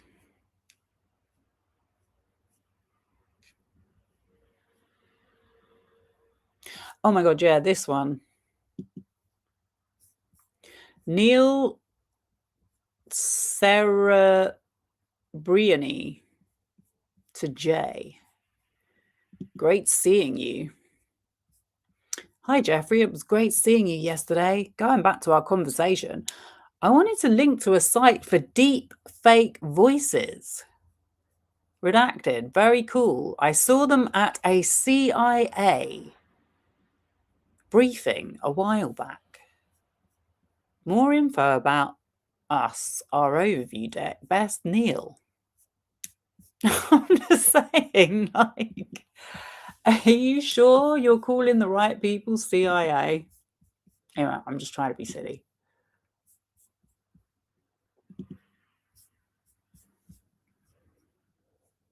What CIA incubator? I know. Honestly, there is just no end to the stuff you find out looking at these emails. You could literally spend the rest of your life educating yourself on what these people were talking about in these emails.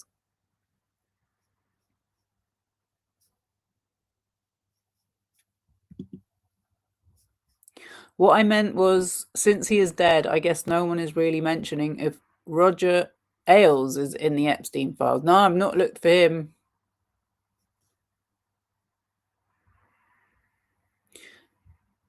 It's a great coat in the CIA photo you just looked at. Oh, that was him? Wow.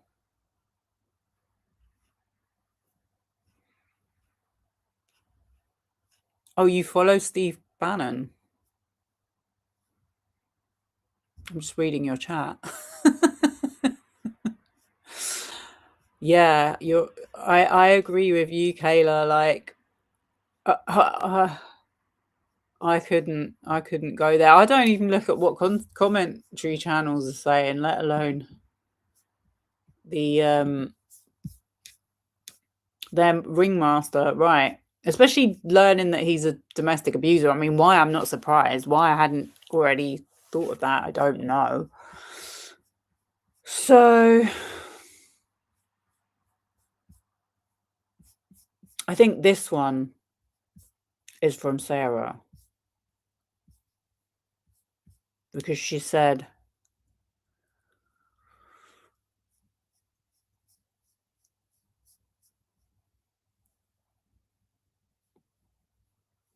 my name used to file the affidavit which led, she was a whistleblower, which is true.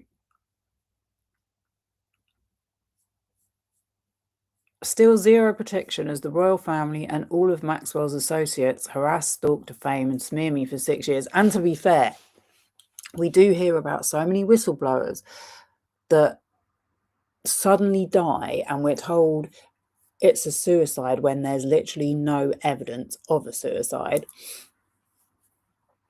And then nothing happens.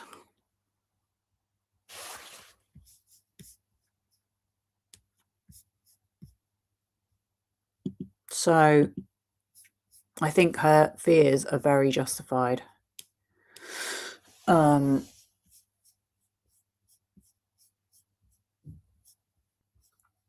Zero protection.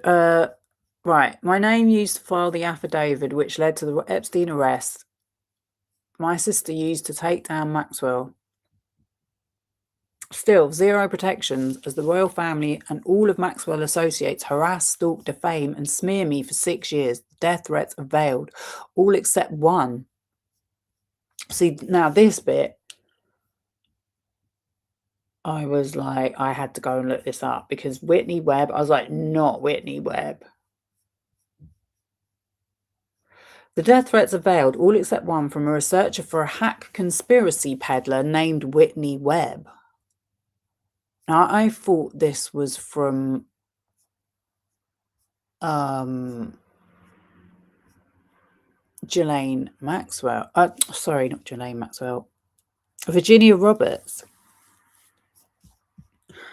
Writing this message, but I'm not sure. No, it wasn't, because it's... Well, yeah, it could be, because it was April 20th. Anyway, so I had to check.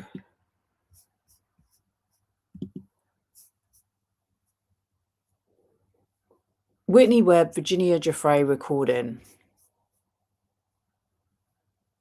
And I have to tell you, yeah, I have listened to so many interviews with Whitney Webb. I bought her book. I bought volume 1 of her book. It's not like a reading book. It's like a reference book. Like every sentence is a fact with a citation. So calling her a conspiracy peddler, it doesn't really lead you to a conclusion. I haven't even got to the end of it yet because it's just too much. It's too overwhelming. But, and I'm only on volume 1, which deals with the prehistory to how Epstein came in. And everything she has said tracks. Everything I have heard her speaking about Epstein tracks. I've not really heard her talk about the victims. I've never heard her say anything defamatory towards them. So I was kind of like a bit shooketh to see this. So that's why I immediately had to go and see if I'd missed something. So it says, based on recent reports and analysis, there is no public audio or video recording of a direct private conversation between journalist Whitney Webb and Epstein victim Virginia Giuffre. However, Whitney Webb has extensively analysed public recordings, court documents, and statements from Virginia Giuffre as part of her research into Jeffrey Epstein's network. Webb's research on Giuffre. Webb has focused on the evidence Giuffre provided regarding her trafficking, including recordings or transcripts from legal proceedings highlighting the compromat factory aspect of Epstein's operation, where elites were allegedly recorded in compromising acts. She's definitely shown how through history, these secret parties in hotel rooms where men were dressing up as women, and that was held against them, and how they became figures in power that could be controlled because of the secrets known about them. Like I said, every single thing she writes has a citation, whether it's like a newspaper article from the 1930s or with a photograph, or I don't know, her reference resume is staggering, because she's, you know, highly educated,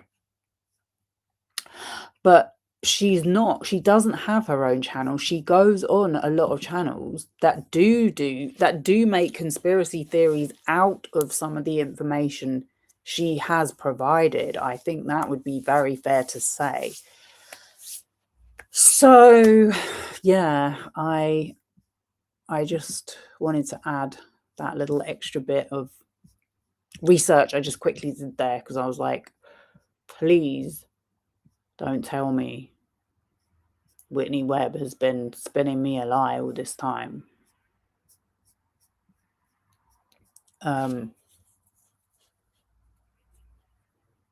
Anyway, where was I? Angela Foster Henry and her co-stalking researcher threatened my life, and I filed a police report. Local FBI needs NYPD. And also Whitney Webb, she's such a non-aggressive person, and she deals with questioning. I know she's talking about someone else there, but she deals with questions so politely. Like, people ask us some really like kind of insulting questions that are sort of leaning into conspiracies, and she very politely and respectfully like doesn't get offended or triggered by the question. I don't know, that's just my take on her. But she has written these books, and I guess that's her way of promoting them, is going on these channels. People have asked her, why hasn't Joe Rogan had had you on? And she's like, I don't know. And now it turns out that everyone Joe Rogan has had on his channel was in cahoots with Jeffrey Epstein. Jeffrey Epstein wanted to go on Joe Rogan. He was trying to get in there.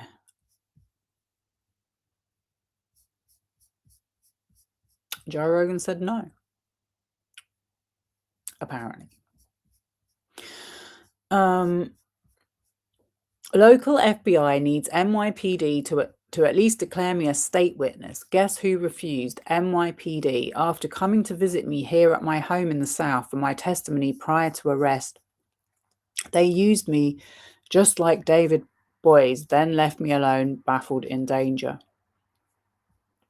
Everyone knows they have culpability, so not one person will assist to provide me with protections. What good is this FBI agent as she watches this unfold and does nothing? I am back in hiding FFS because of this public abuse by felons on parole, useful idiots hired by a woman working with Trump's White House. Do your job. I guess she's talking about Krause. She definitely worked for the White House. I'm crashing your plausible deniability and asking you to assist my lawyer, Jennifer Freeman, with providing me protection as a federal and state whistleblower ASAP. Why would anyone assist ever again after watching this feeding frenzy? For 6 years, as I fought 2 cancers, not one authority figure has protected me post-usury. Cy Vance said he would assist me until David Boies was too busy to assist. I need to be protected. Maxwell threatened to murder me on multiple occasions for decades. Not one other victim has endured this. So the Bedwoods declared me not even worth a mill because not even raped. And yet the sex workers who were never kidnapped and stayed decades as employees, they received all my stolen compensation. There is a group of mobcasters who refuse to stop abusing the truth. Stop abusing me/truth. These are people who drive a Sandy Hook victim to suicide once. Yeah, so I guess that's a reference to Alex Jones. I mean, that's someone who you really could say is a conspiracy theorist. FBI needs to pay attention to public victims. You need to do your job. George B. Tonks is a felon who stalked me from prison. I mean, he does have an ankle bracelet on.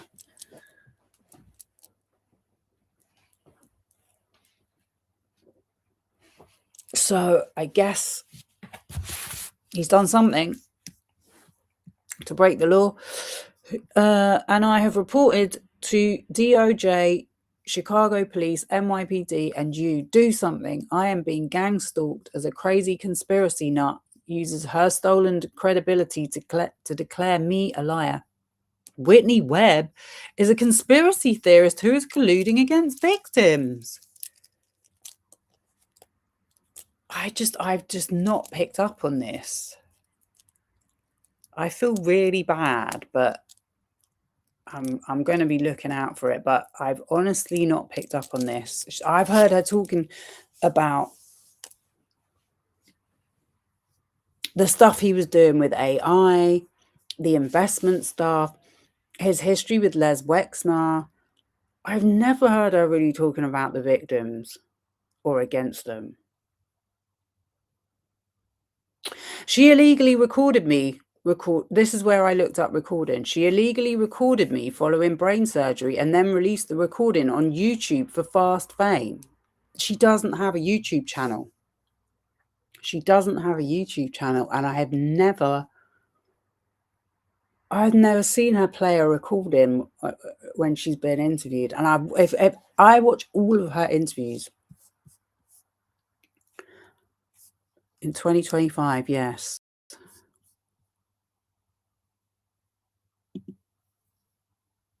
Oops, I lost it. Oh no.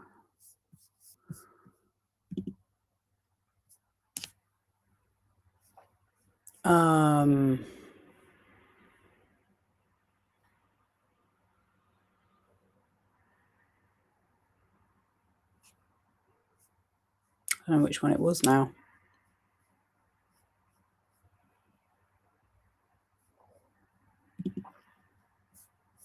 Nope.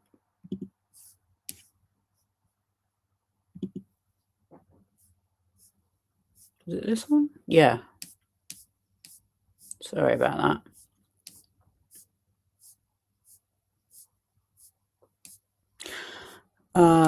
So I will say there was this screenshot she posted here of this channel, Sabby Sabs, Whitney, Webb connects Diddy and Epstein. So I did see that they tried to connect Diddy to Epstein. Well, there is another finance guy,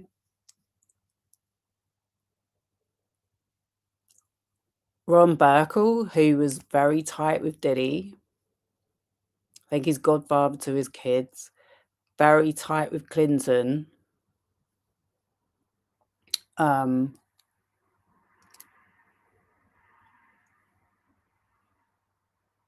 Ron Burkle's in the Epstein files, although I think some of them he might have had removed. But I feel like this woman, Sabby Sab, she does love a conspiracy theory. And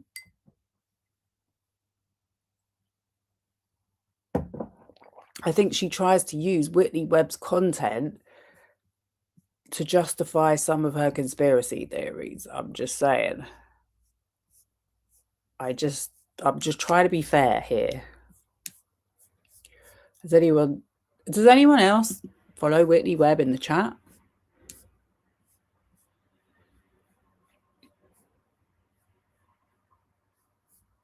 Any Whitney fans? No.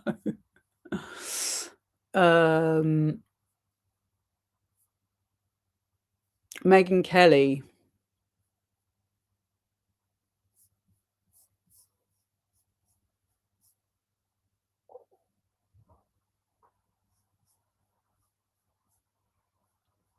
Oh, Roger Ailes is the former Fox head.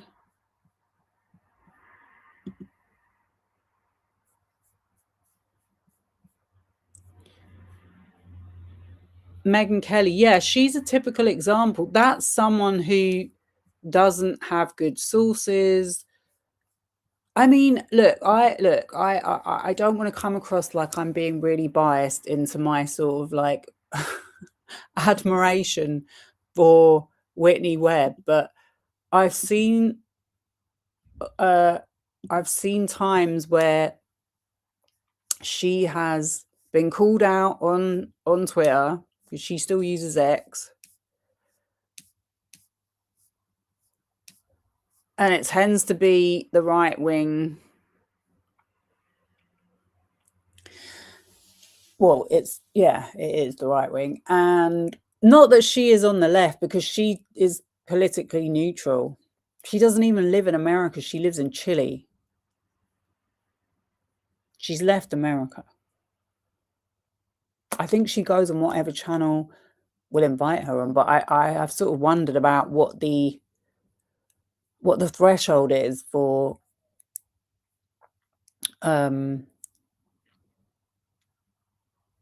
getting an interview. But yeah, I mean, her interviews with her get millions of views, and I've watched way more popular ones than the one that she's posted in this message, and she's never said anything that's being described here. But it's definitely made me think about it. But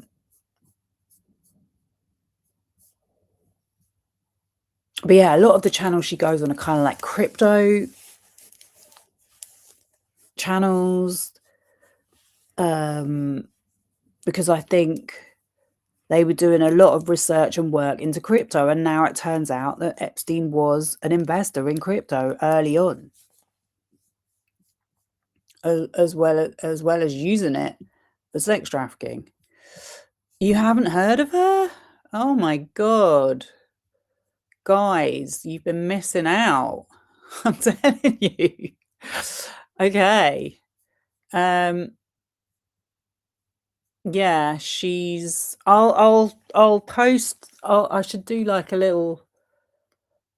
I'll have to give you a good one to start with. But yeah, no, she's an incredible researcher. So she doesn't give you a theory. She just gives you the research, and then it's up to you to make your own conclusions. I guess. I guess that's what she's said. But mainly everything she researched about Epstein in terms of his connections and how he got his money has turned out to be accurate. He was swindling people. And then enabling them to not pay tax, basically.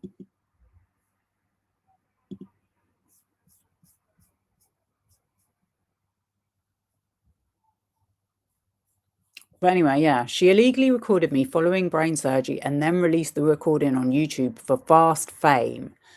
I can't agree with that, because her fame, if you want to call it that, is 100%. I wouldn't say she's after fame. Recognition for her work is deserved. I've been following her since 2023. So we're now in, it's 3 years. I've never heard her say anything to contradict the victim. Glenn Beck then hired her. They will not stop this game against victims' truth. It's been unbearable. So also, I think she's independent, but I don't know who Glenn Beck is. She worked for Mint Press at one time. Glenn Beck. An American conservative political commentator. No way. No way. She does not do conservative. Absolutely not. All right. Anyway, listen, my support will always go to the victims of Jeffrey Epstein and anyone else. So I will take on board what she has said.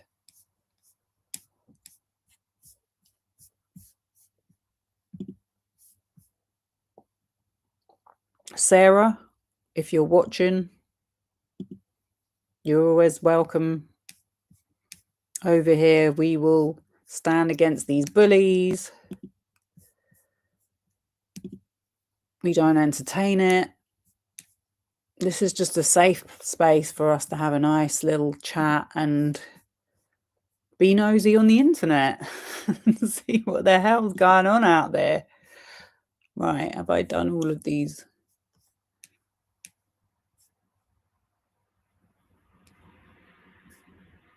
Yeah, I think I've seen this one. Every time I look at it, they've put more redactions on. Oh yeah, so this, look at this. Okay, I think this was the first one I saw.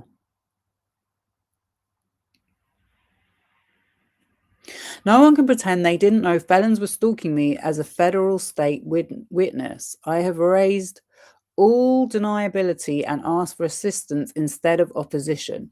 The felons are all working. Oh, sorry. It's because I can't read the writing. It's so small. Let me turn up the brightness. That's better. Right.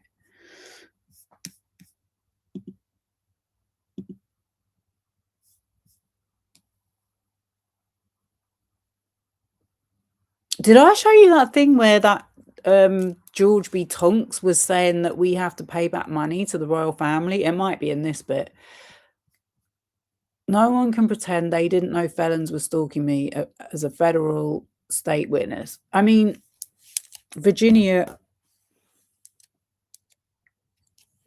Roberts Giuffre did say she had people stalking her and coming to her house and shining lights outside the house. I can 100% believe it. I have erased all deniability and asked for assistance instead of opposition. The felons are all working for the Maxwell and the Royals. I testified for the FBI twice against Maxwell, twice for NYPD as well. Why doesn't a soul care? We do care. Everyone watching right now does care. Do I have to be murdered as the POD mafia is trying to accomplish? The podcast people declared me CIA and formed a gang of victim stalkers. Du Bois sloppily had me sign an LLC before our case broke, and Brad, ignored his law partner's sodomy. I think I read this already, didn't I? Yeah, this has just got some different images. So then she's got, this is the story about Virginia from the Mail. I mean, I would not read the Mail. I don't read the Mail unless I absolutely have to. Yeah, we saw this. Okay, so this is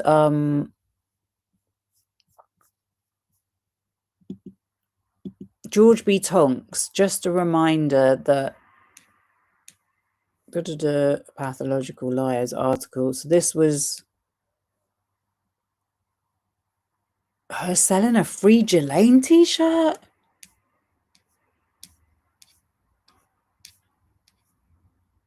Yeah, that was what I used. Why is she redacted? This is not a victim.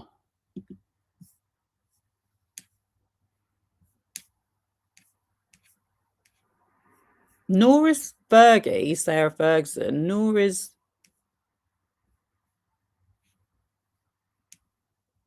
Oh.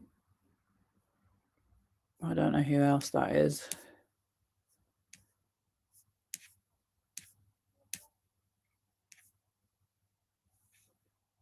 Johnny Bedmore.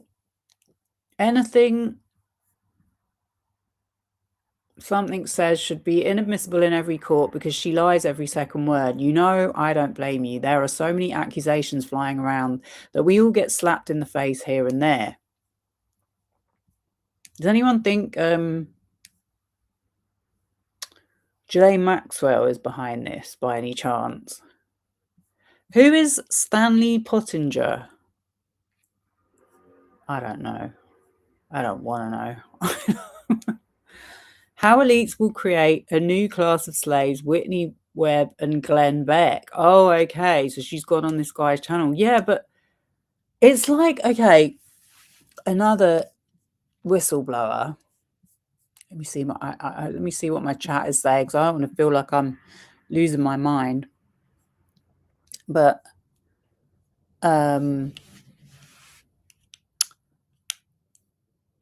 Suchir Balaji, yeah, he worked for OpenAI. He worked for Sam Altman.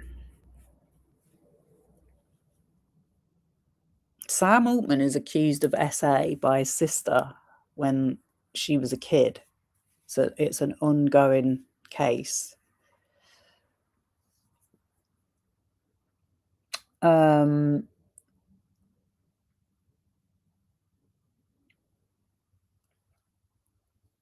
And yeah, basically this guy, he worked for OpenAI. He helped develop, he was a child prodigy at computer science, won loads of awards, passed all his qualifications before the right age and all of that. Got offered a job very early on. I think he worked for Quora, and then he went to work at OpenAI as a developer very early on, still went to university, got a master's in computer science. So he helped develop ChatGPT. That was his role as a young tech guy. And so he was heading up the machine learning program. Yeah. So he knew that it wasn't machine learning, that they were entering data, that they were allowing the machine learning to read articles that have been written by journalists, music that has been made by artists. It's basically copyright infringement because OpenAI sold itself as an open source resource. And it wasn't. It was for profit. So he started to have a lot of ethical quandaries about it. I mean, there's some things we don't know because he made his own website and he wrote about it on there. He wrote about his decisions and why he was speaking out about it and how he thought that we could have a ethical AI, although I disagree with that. Anyway, he left his job because of his shares that he was given when he joined the company. He had plenty of money to live off. And he was approached by the New York Times and he did an interview for them, and which they showed his face and published pictures of him. And then he was going to testify for them because they were suing OpenAI for copyright infringement. He goes on holiday for his birthday, comes home, speaks to his mum and dad, orders or goes and gets a takeout, DoorDash or whatever it's called. Next day, his mum couldn't get hold of him for 2 days. She tries to get into the apartment, couldn't get access. Finally, the police get there. Her son's dead in the apartment. She's not allowed in. That she finds out he's dead because a van turns up to take his body away and tells her, oh, there's a dead body in there. It was all hushed up. She and her husband had to hire their own person to do an autopsy, and they said there wasn't a proper crime scene investigation done. They said it was a suicide within 40 minutes of entering the apartment. Okay, so there's very, very strong evidence that there is absolutely no way that it was a suicide. Mainly because of the angle of the gun that he was shot at. He couldn't have done that to himself. And also there was a bit of a wig found in there. The place was disheveled, like someone had been through searching everything. So there's just lots and lots of stuff. Wires had been cut of the CCTV inside the building. So yeah, she's trying to get justice for her son, Sam Altman. He lived in San Francisco. Sam Altman's like best friends with the mayor of San Francisco, has a huge, massive mansion there. He pretty much owns the city. The whole place is corrupt anyway, because I did my research. Like the mortuary place where they do the medical examiner's office, has got a long history of incompetence and corruption. So yeah, she started speaking out. Her and her husband started speaking out about it pretty much immediately. And yet, the only channels it really got coverage on were some of the more pro-right conspiracy channels, like Tucker Carlson was the biggest one. And I'm like, I had to watch her interview with him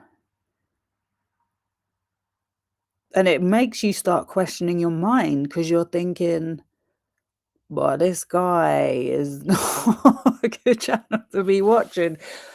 But you can't deny every single bit of evidence that she's got. It's not that just she's saying, she's shown it. She's absolutely meticulous in every area of what she's trying to do to get justice. And it's like, yeah, like I just said, how many whistleblowers has this been going on with? So yeah, I'm just trying to put in a little bit of a defense here.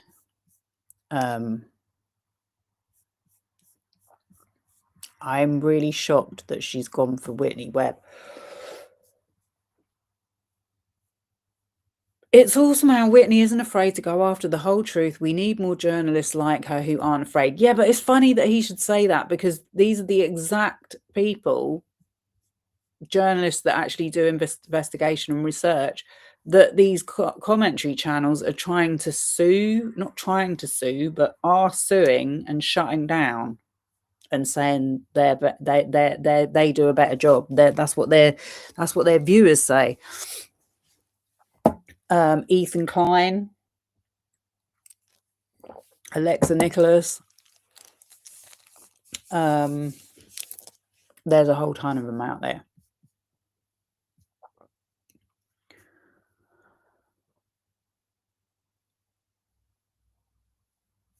So yeah, I just don't really want to listen to Jessica Reed Krause sourcing not Whitney Webb herself, because I would expect any one of these people to find her book a challenge. It takes a long time to read. It's not something you just pick up and it's read by the end of the night. It's no longer left versus right, it's us versus them. She is right on. This woman is like having your very own tour guide to the American swamp. I cried with this podcast, the best podcast in my life, even though I knew most of all what Whitney mentioned. I studied metaphysics since 15 years old and know there is a spiritual fight around us. Oh, shut up. Sorry. I haven't got time for that. Candace Owens as well. Come on. They always say, I've got the receipts, I'm going to show it tomorrow. Every single thing Whitney Webb says she has a receipt for, and it's there in the book. It's so different. They're night and day. Real journalists have liability. They aren't mean-spirited and trying to spite victims who brought this case to light. It feels Iverson is doing. Katie did not understand when Jen Sabby Kim Iverson promoted this emotional terrorist. But her buddies at Real Media will tell her we share close friends in NYC. I don't know. Kim Iverson. Don't know her. Why the elites are terrified of her research. I've seen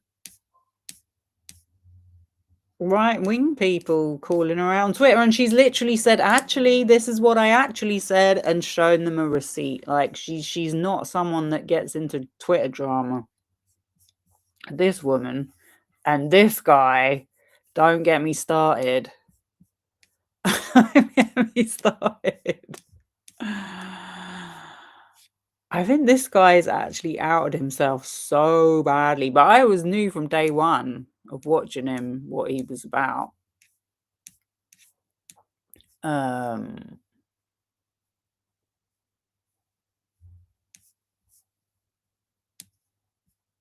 Okay, yeah, so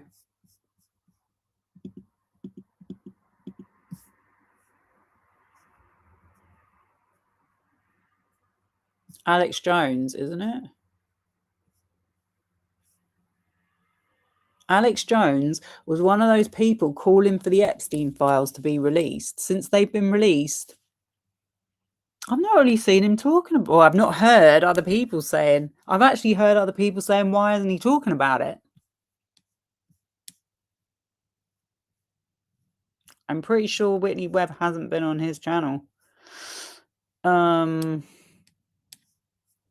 This guy, is an idiot.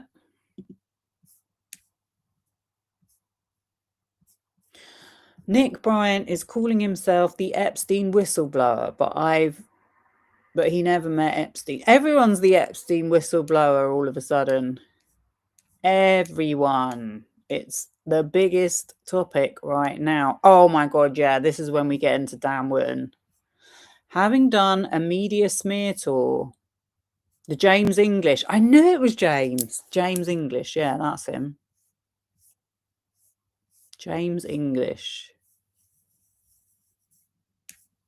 Manosphere.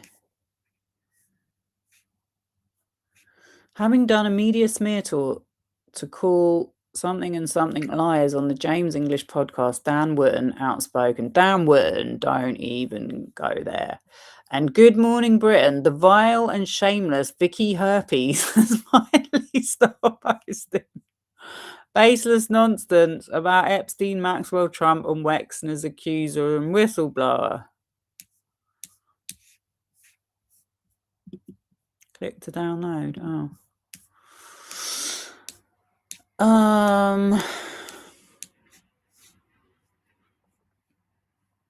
Lisa, probation for stalker.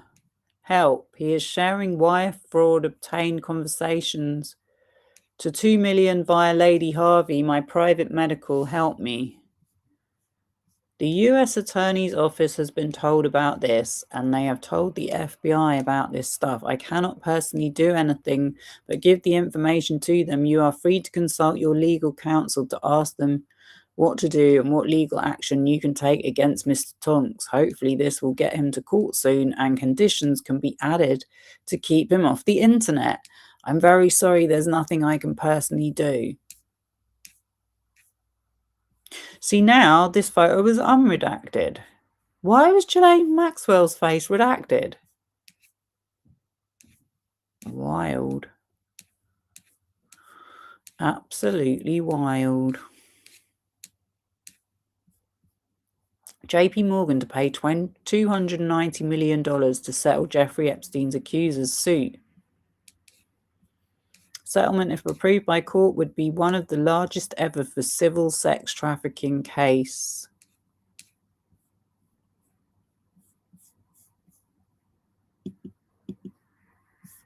See, this is the bit we're not hearing about.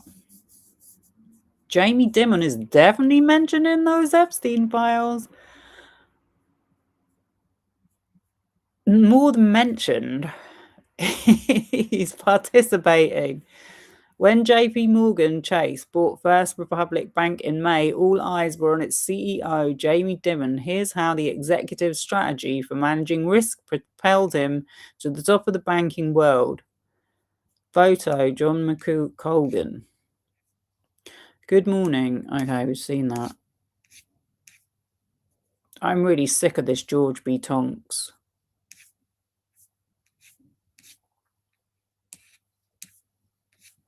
See, look, a minute ago this picture was redacted.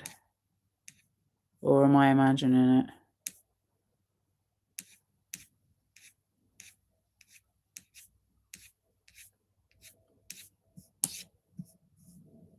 I'm confused. Okay.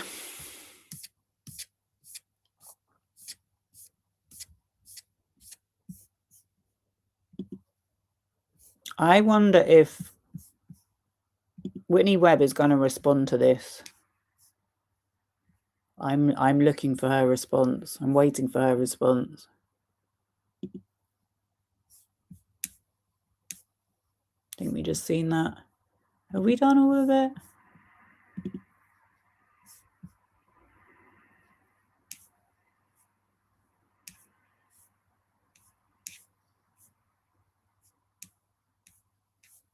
I don't know why they've... See, look. Now we can see that's her. And that's Tucker Carlson. And that's Alex Jones, right?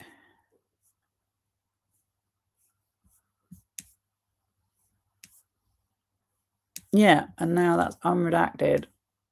Whitney Webb connects Diddy and Epstein. I think it was her connecting Diddy and Epstein. and then making, and then now that's unredacted.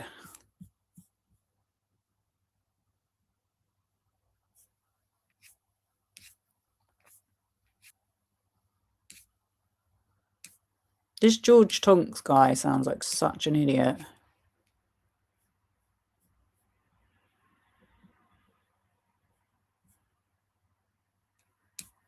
I've read that. Okay. I want to see if he said something about the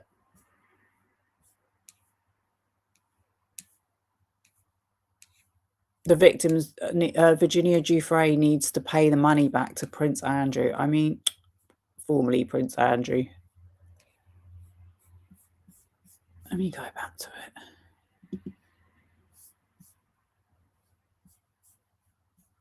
I don't always agree with Maria Farmer. Yeah, but you're making a video about it. Don't target these people. They don't deserve it. Like, use your head. If you are a victim yourself, why would you do that? I'm really interested in this one, though. I'm like, Amelia Yunt, who was David Blaine's girlfriend.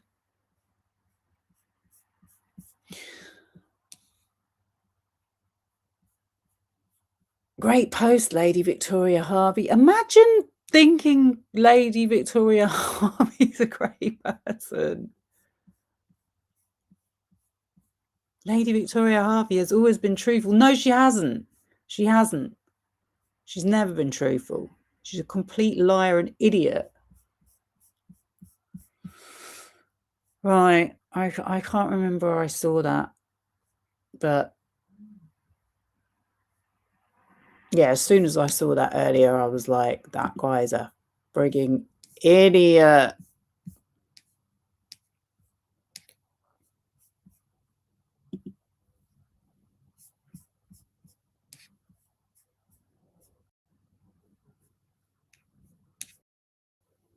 I think I've looked at all these.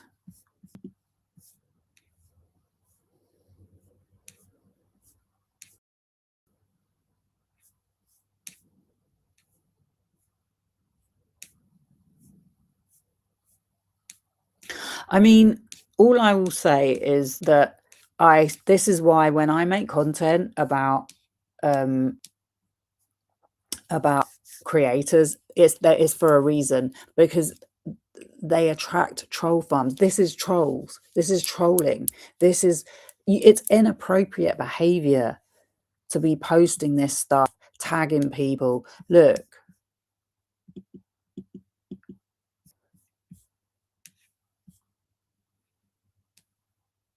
Lady Victoria Harvey, what case were you a witness on, and what government agency granted you whistleblower status? No one can find it. If George B. Tonk lied about anything, the attorneys would have sued him and the federal judge would have held him. If he felt George submitted a fraudulent document to the court, none of that happened. Okay, do you know who used to use that argument? Jaguar Wright. She said that for years. She said, if I'm lying, Diddy sue me. If I'm lying, Jay-Z sue me. You know what happened? She went on Piers Morgan, didn't she? Piers Morgan Uncensored. Piers Morgan had to read out an apology to Jay-Z after receiving a letter from Jay-Z's lawyer saying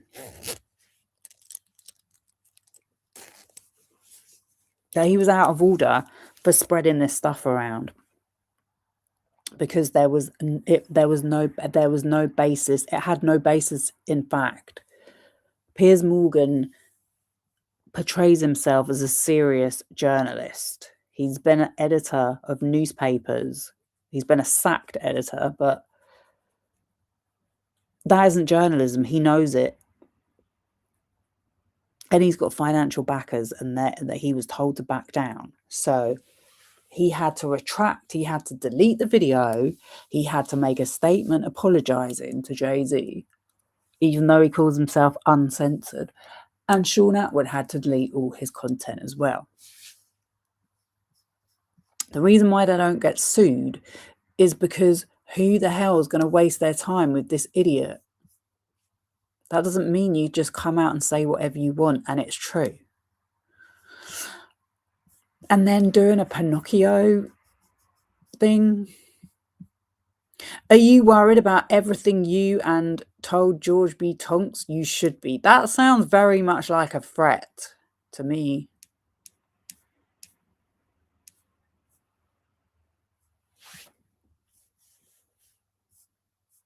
I think this is it where he said that.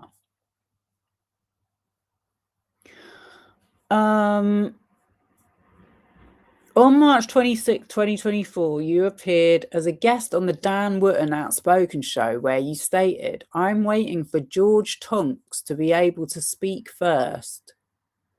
He gets off his probation at the end of May and then a lot will be revealed then. He's the other witness who is on a gag order by a judge right now in Chicago, who has a lot of incriminating evidence about redacted, redacted, redacted, and redacted. Redacted had a complete meltdown when I said that these girls were con artist liars. The fact is that I have never received one legal letter from anybody because you know what? They don't want me in court. I have emails where redacted says in one email, David Boys doesn't think that I can stand up in court. These girls are not reliable witnesses." Okay, not being a reliable witness doesn't mean that you have lied about being a victim. It means that you might not be able to stand up to the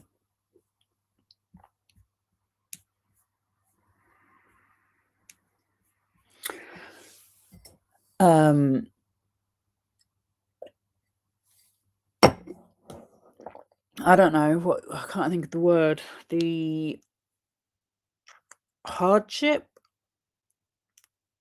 not the scrutiny, but the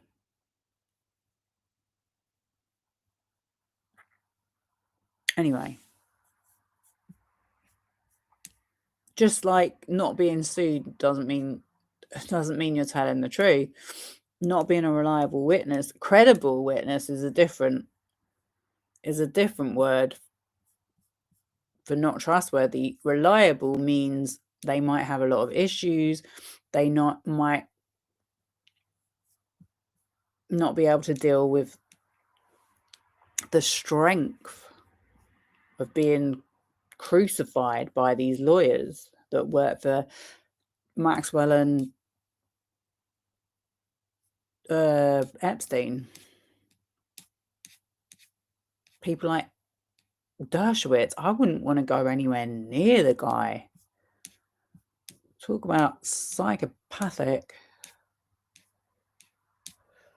Right. It's so weird how some of them are reacted and some of them are not. Oh, that's Harvey with Trump. How pathetic.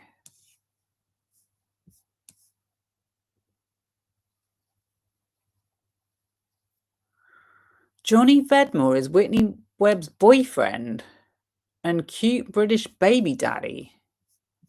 What?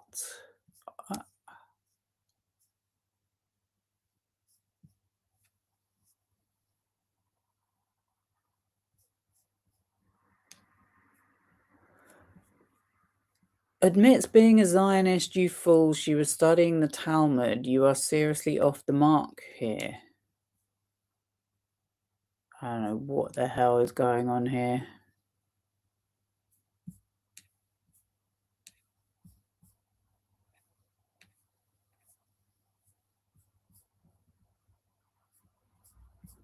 I really don't know what's going on here, but I'm going to have to look into this. My friend Nadia turned me onto him last week and I liked him instantly. As an SA victim himself, he explains why he has a personal stake in hunting pedophiles. Oh.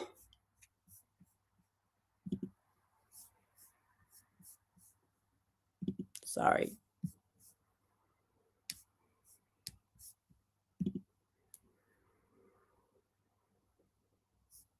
Everything I believed about the Epstein case crumbled.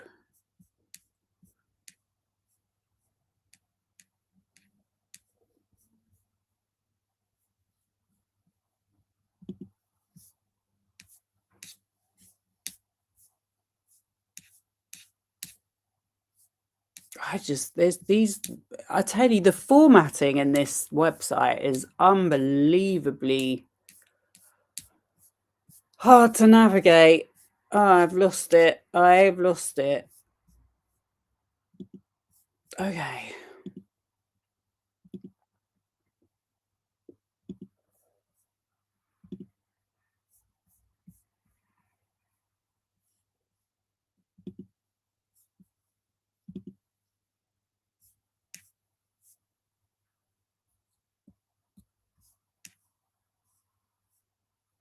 Johnny Vedmore, you don't know anything because of her, because she's been seeding false info into the Epstein case on behalf of the CIA since her entrance publicly in 2019. Almost everything she says has been a lie. So she has shown you zero facts. She may as well have abused the girls herself.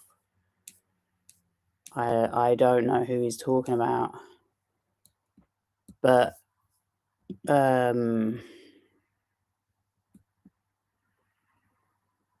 I've not really heard anything about this aside from reading this right now, so I'm like blown away.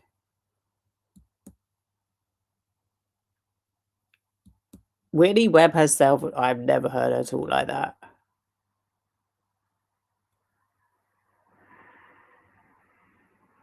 It's just so weird how some of the messages are redacted and some are not, when it's just the same message.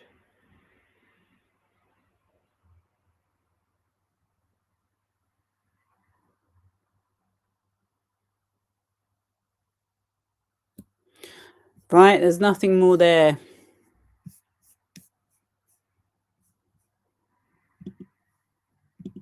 I better put something on because otherwise it's just a blank screen. Oh my gosh.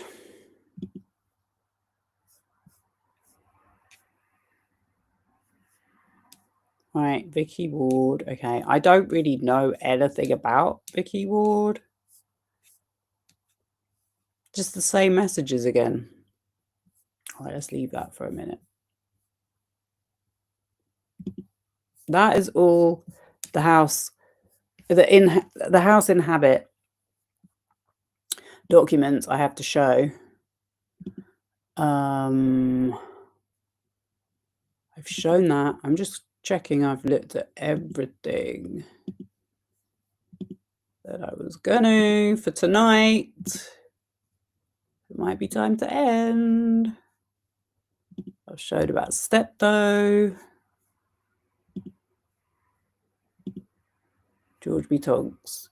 Yeah. So the only thing I didn't see was when he was talking about giving money back to the royal family, which is crazy.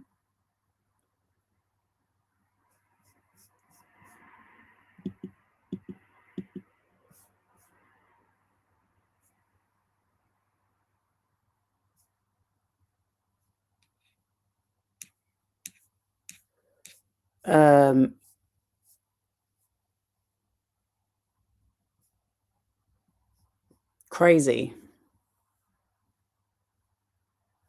But who knows where that money came from that paid it off, to be honest.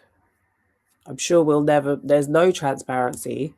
There is zero transparency with the royal family and their finances. I cannot believe that this guy could really think that the royal family deserve that money back. They do not. Andrew is a mess. He's all over the files. Every single thing that has been said about him has been evidenced and verified. The thing about the puppet with the hand on the breast. The photo was real from the start. It's in the possession of the FBI. I'm sure I already said that.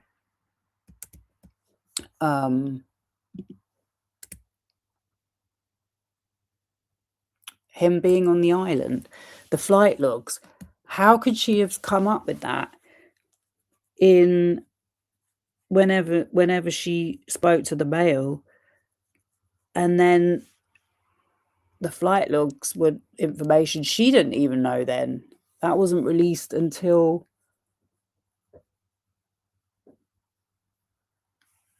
I forget the year, but it was recently. It was pretty recently.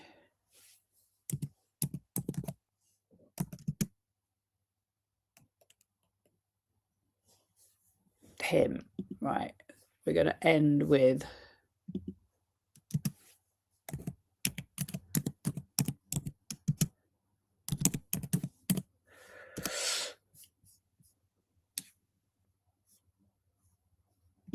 oh, what's this?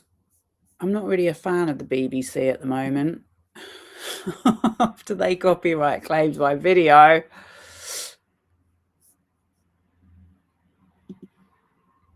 Emails reveal more details of Epstein's celeb dinner for Andrew. Look at those teeth. I know mine aren't perfect, but I'm not at his wealth level. This is 7th of February. Andrew Mountbatten Windsor's last known face-to-face meeting with Jeffrey Epstein was in New York in December 2010. The emails released by the U.S. Department of Justice provide more details of how, instead of a somber goodbye, as if that was a somber goodbye, Andrew was the star guest at a lively gathering of celebrities at Epstein's multi-million Manhattan townhouse. Is that when he was lying on the floor with that woman? Oh, Woody Allen was there. What a surprise. Not Mr. Pedo himself. I want to look for that picture with those girls on the floor. That girl on the floor, I should say. It's funny how it's not showing up in the search. Oh, there it is. Okay, CNN.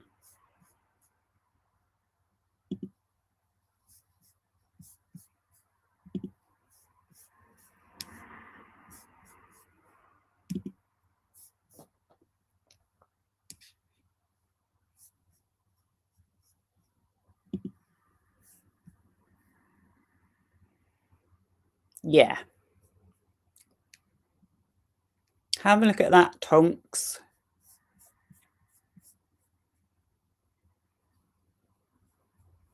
Okay, guys.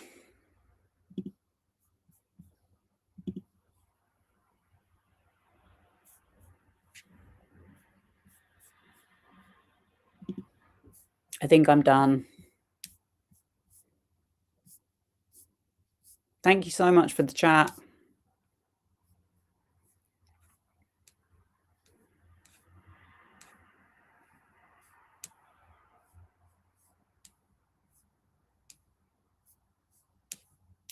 I'm just double checking I've not missed any.